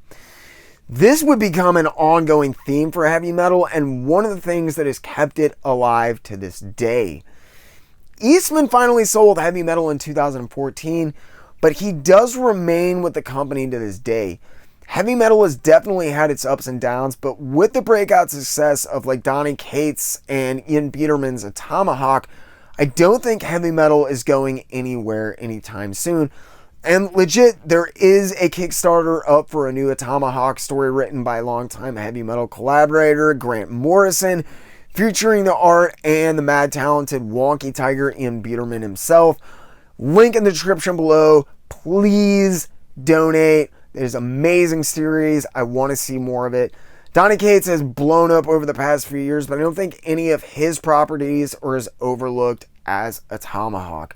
For those that are not in the know, A Tomahawk is a story painted completely in traditional American tattoo style by Ian Biederman, who is a tattoo artist, and originally written by Donny Cates. The titular A Tomahawk is a weapon wielded by this robotic barbarian cyberberserker psychotic. It's like Jack Kirby dosed on acid and has Mobius painting over the pencils, straight skipping the inks on a heavy dose of like Ed Hardy mescaline and some Bill Sienkiewicz thrown in there for good measure. Absolutely incredible. Now we skip ahead again. Lord, do I love this. Okay. We finish things up by talking about where heavy metal is headed.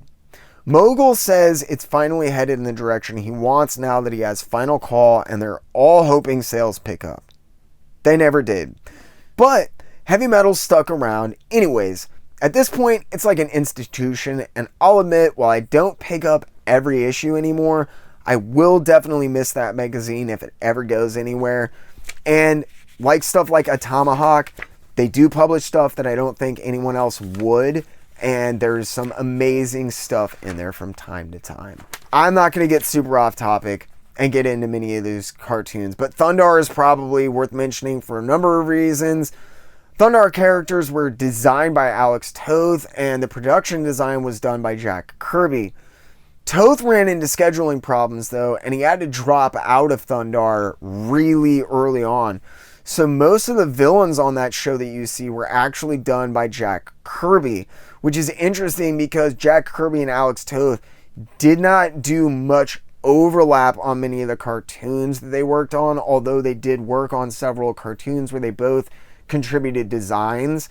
And I've always been a big Thundar fan. I think it's a little bit better than it gets credit for. However, I think Alex Toth is a genius. If you'd like to learn a little bit more about Alex Toth, again, I've done a video about Alex Toth. If there's not a card up around here, there is a link in the description below. There's a it's a old video, but there's a very interesting fact about Alex Toth that I did not know until I did that video. Just saying, might want to check it out if you like Alex Toth. So, Mark Avenir and Steve Gerber wrote for the show, and they're the ones who suggested that they actually bring in Jack Kirby after Alex Toth went out. I love Mark Avenir. He is an absolute invaluable piece of comic book history, just living, breathing comic book history. He worked for some of the greats. He is an open book when it comes to knowledge. I respect the guy endlessly for his absolute honesty when it comes to almost anything. So when I see Mark Avenir, I always like calling him out by name. I'm hoping one day I get Mark Avenir to agree to do a series of interviews, because I want to grill that dude. Steve Gerber also wrote for the show. Steve Gerber is also another enormous. I just love Steve. He was a good man, and he was treated wrong by Marvel, and I probably will never forgive Marvel for the way they treated him with the Howard the Duck stuff. But Steve was a smart guy, and he got them in the end. Isn't that right, Destroyer Duck? So the crux of this article is talking about the recent explosion in children's programming popularity due to the rising amount of money to be made. They actually say that this is because of outmoded, obtuse thinking, but that's not only overly harsh, it's absolutely untrue. In the late 1960s, there were programs and legislation put into place that limited what you could show to kids and what you could market and sell to them. The ACT was all about keeping kids away from advertising and anything else that they deemed harmful. Reagan got into office and immediately deregulated what advertisers and stations could show to children. Overnight, companies began creating cartoons, which cost about a quarter of what live action television shows do, and most importantly, tied them in with toys. Comic books became an intrinsic part of this cheap marketing as well. By the mid-1980s, it was hard to think of a toy line that wasn't based on a cartoon and didn't have a comic book tie-in of at least a single issue. This is all thanks to Ronald Reagan and his administration, and this article is talking about the explosion of ads and programs aimed at children.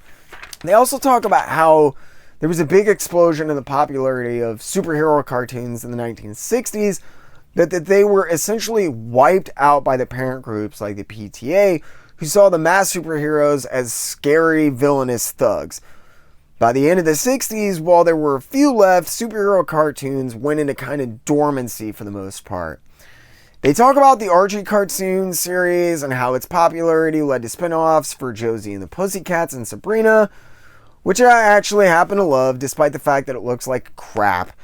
Such a good character. I watched the crap out of Melissa Joan Hart's show as well, so sue me. Then they get into animated adaptations of television shows. They talk a little bit about the attempted return of superheroes in the 1970s with Super Friends and the Batman series that spun off of that. And then Captain Marvel. His name? Anyway.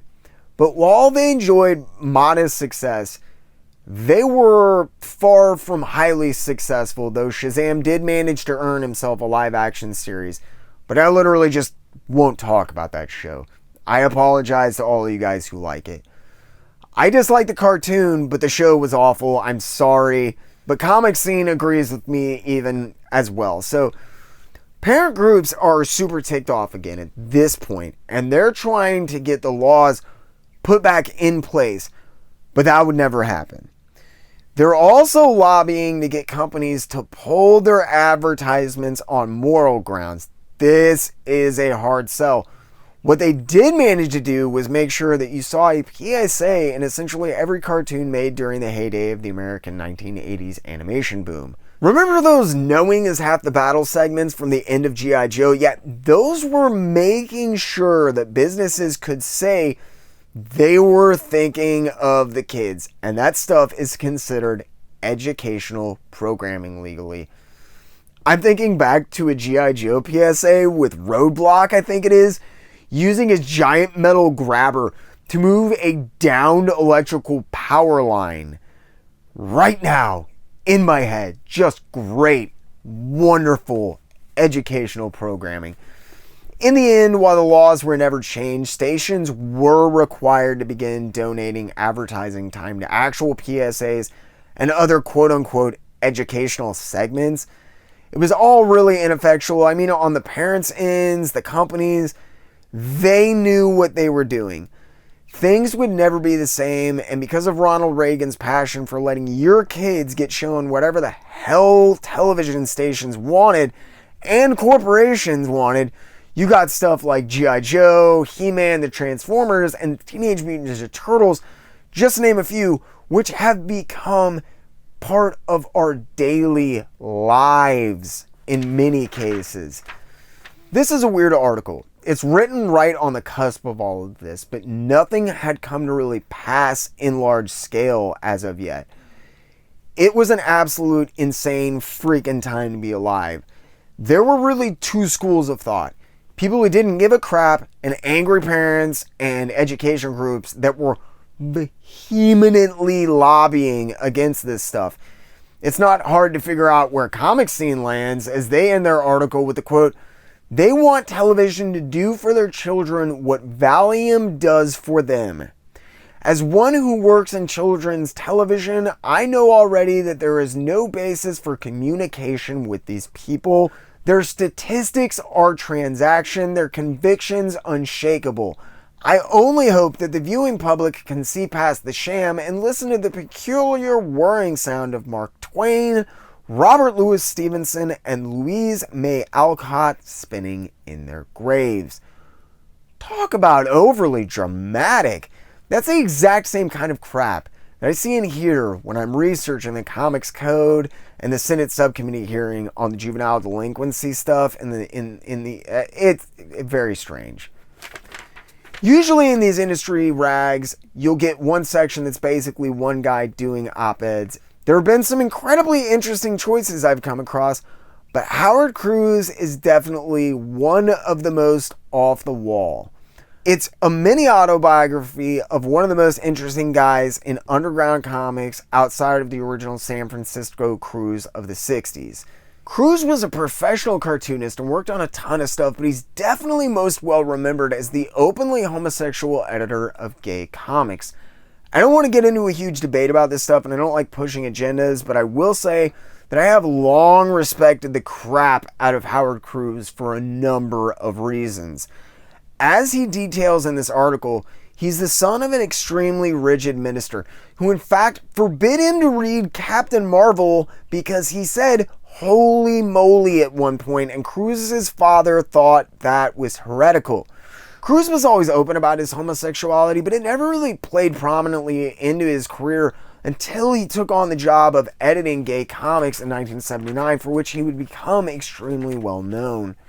Cruz's father died before he was 20, but despite their differences, they shared cartooning in common.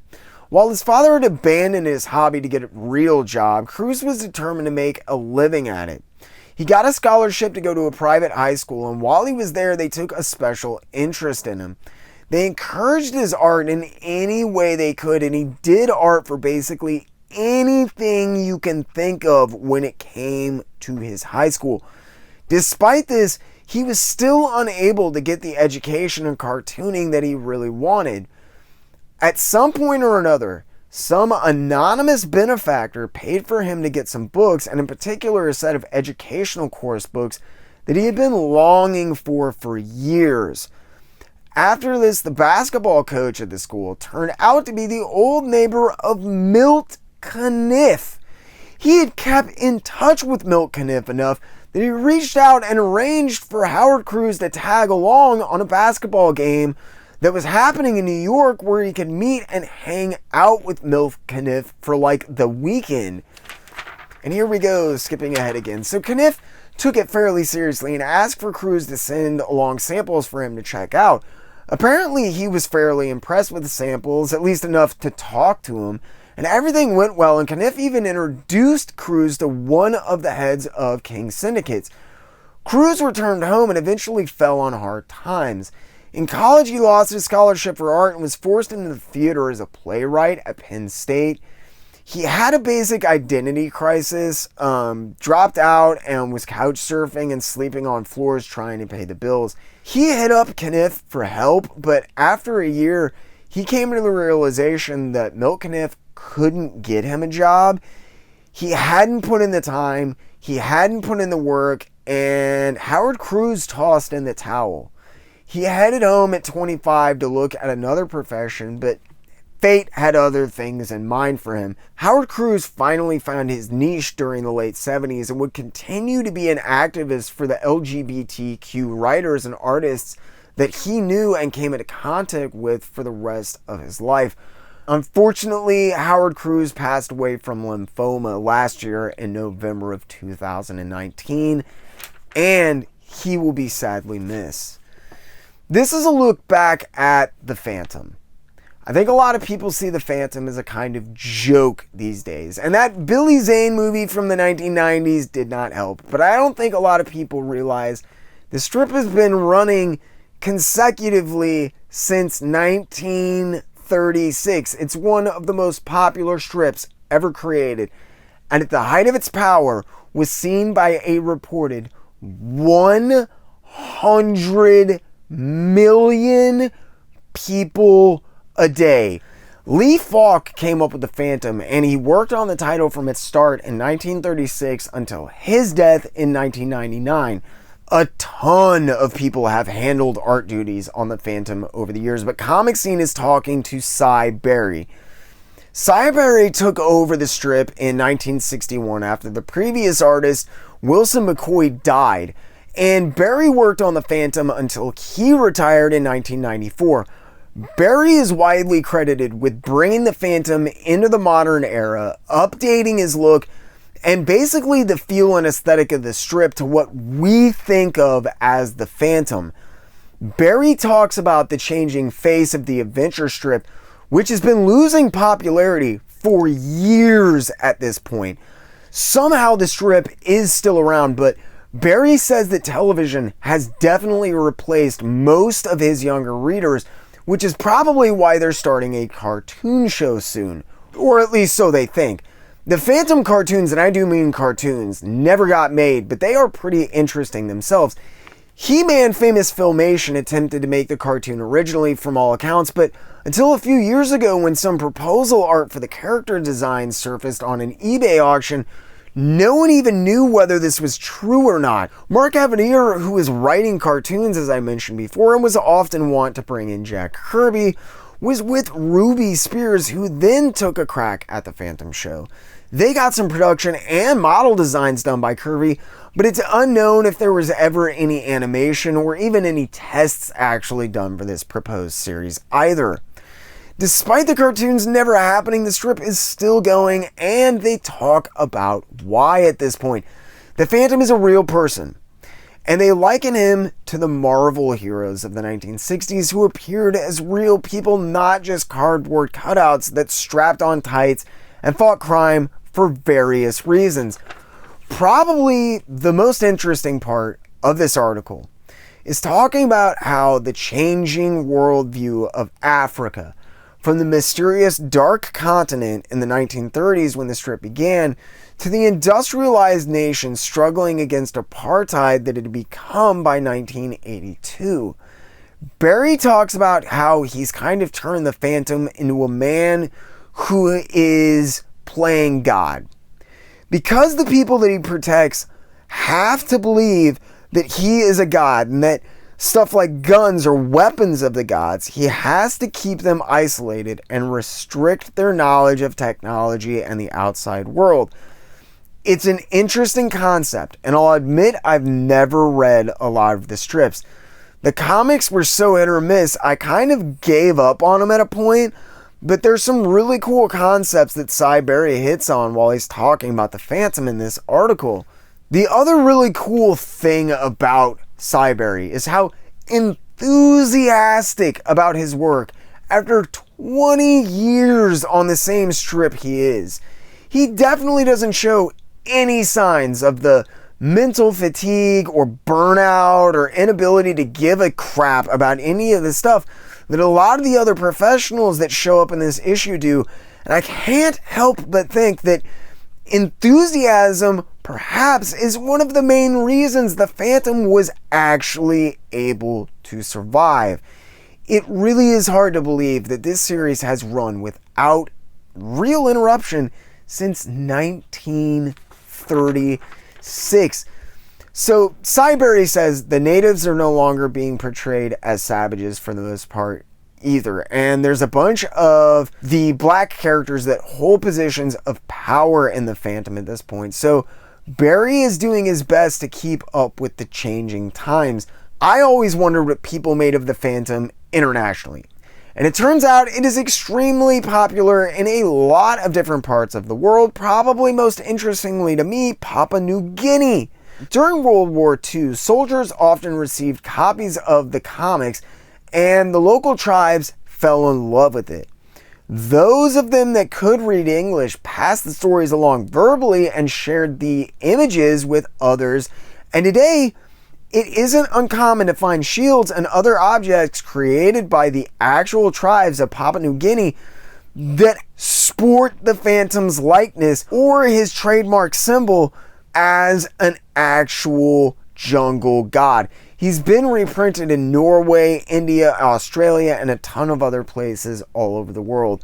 The Phantom really is bigger than I imagined, which makes sense considering I saw him everywhere during my lifetime, which was decades after his heyday, attesting to just how much he's proliferated into the popular culture since his creation in the 30s.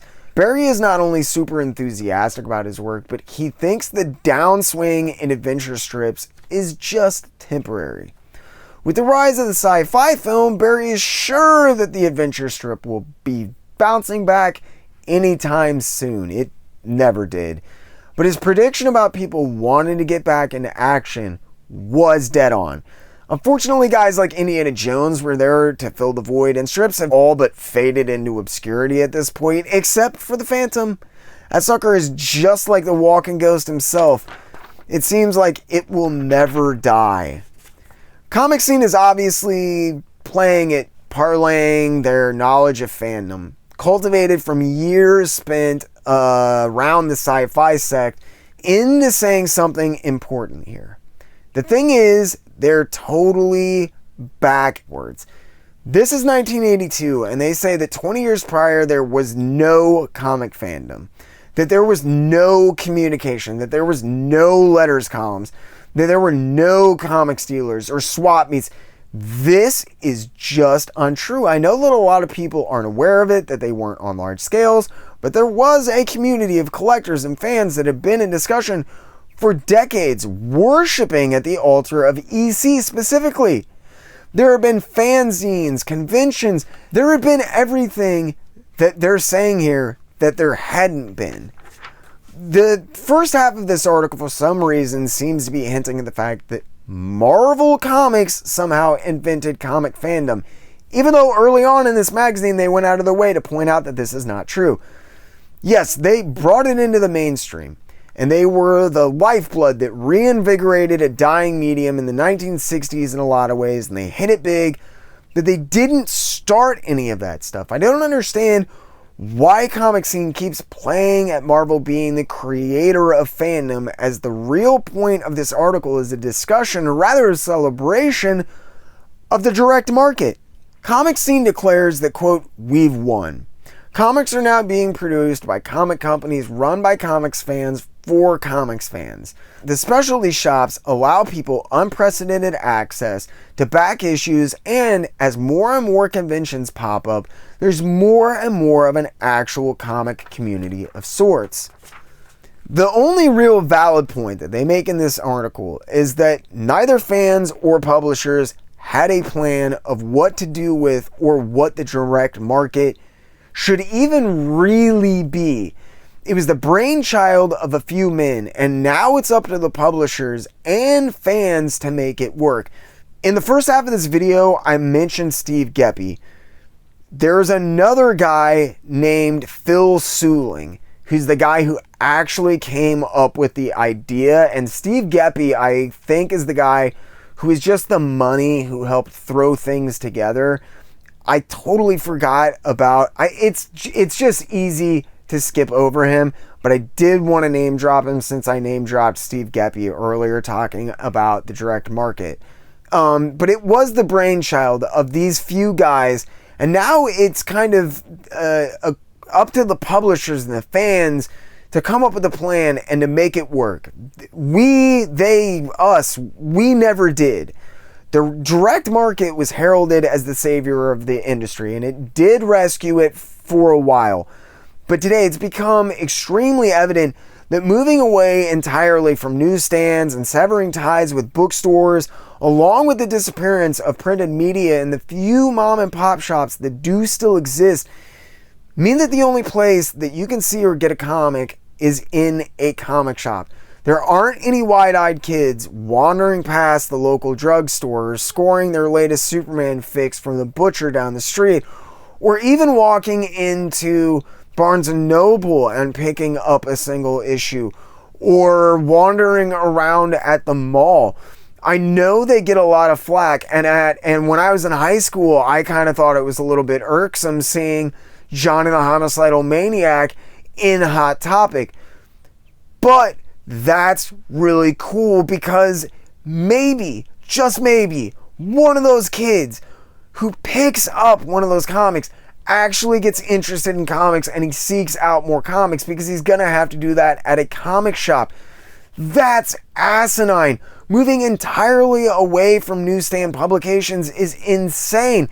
And what's really weird is all throughout this magazine, in every interview with Jim Shooter, he makes it abundantly clear that he is well aware of the dangers of doing something like that, and that Marvel will not be doing that they won't be relying on the direct market entirely, that newsstands are still extremely important. It's just super weird. I just don't think people understand how important hooking a new reader like that can be, and it's really the one valid point that this otherwise pretty inaccurate and inane article full of half-truths and just utter scare tactics really has to say. It's really unfortunate, because that's how they chose to end the magazine. Overall, I was extremely impressed with this magazine. Comic Scene did kind of devolve. I always thought it was a step up from a lot of the other kind of industry rags that were on the stands, but it did kind of devolve.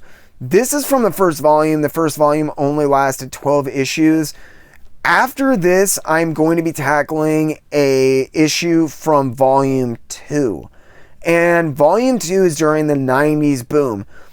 I had a suggestion. There's a very famous Mobius interview, and I believe it's issue either 35 or 54.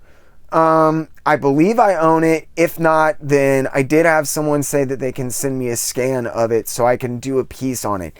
It's talking about the implosion of the comic boom. I am probably going to do that issue, and if it's not fun enough, I'm like nostalgic and just chintzy enough like a lot of the other 90s stuff, I'll probably do another issue of that. But I'm pretty dead set also. I'm definitely going to be doing a deep dive on the X-Men, Pride of the X-Men 80s television pilot. I think I'm going to do that one next. But if you guys have any suggestions for these weekly videos that I'm doing where I'm checking out random magazines and that kind of stuff, please get in the comment section below and let me know. I have chosen to avoid the Comics Journal right now. I'm going to get into the Comics Journal. We will be doing that. However, the Comics Journal is not going to be light, it's not going to be fluffy, and it's not going to be as easy as any of these other magazines are. Some of those magazines are so dense, they cover so much ground, they are going to require so much discussion. You're probably talking about 3-4 part episodes because they are going to be 4, 5, 6 hours long if we go into them like this. I did have a bunch of you guys ask about Comics Journal. I know several that I want to hit on. If you have any suggestions, get in the comments, let me know.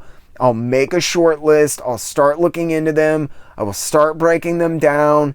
This was a real trip down memory lane, and I had a blast doing it. I hope you all enjoyed it half as much as I enjoyed making it. Maybe even learned something. If you did like what you see, make sure you hit that like button. Think about getting in the comment section below and letting me know. Share these videos with your friends. If you really enjoyed what you saw, Hulk smash that subscribe button. If you do that, make sure you ding the notification bell so you keep up these doses of trivia that I'm dropping all the time.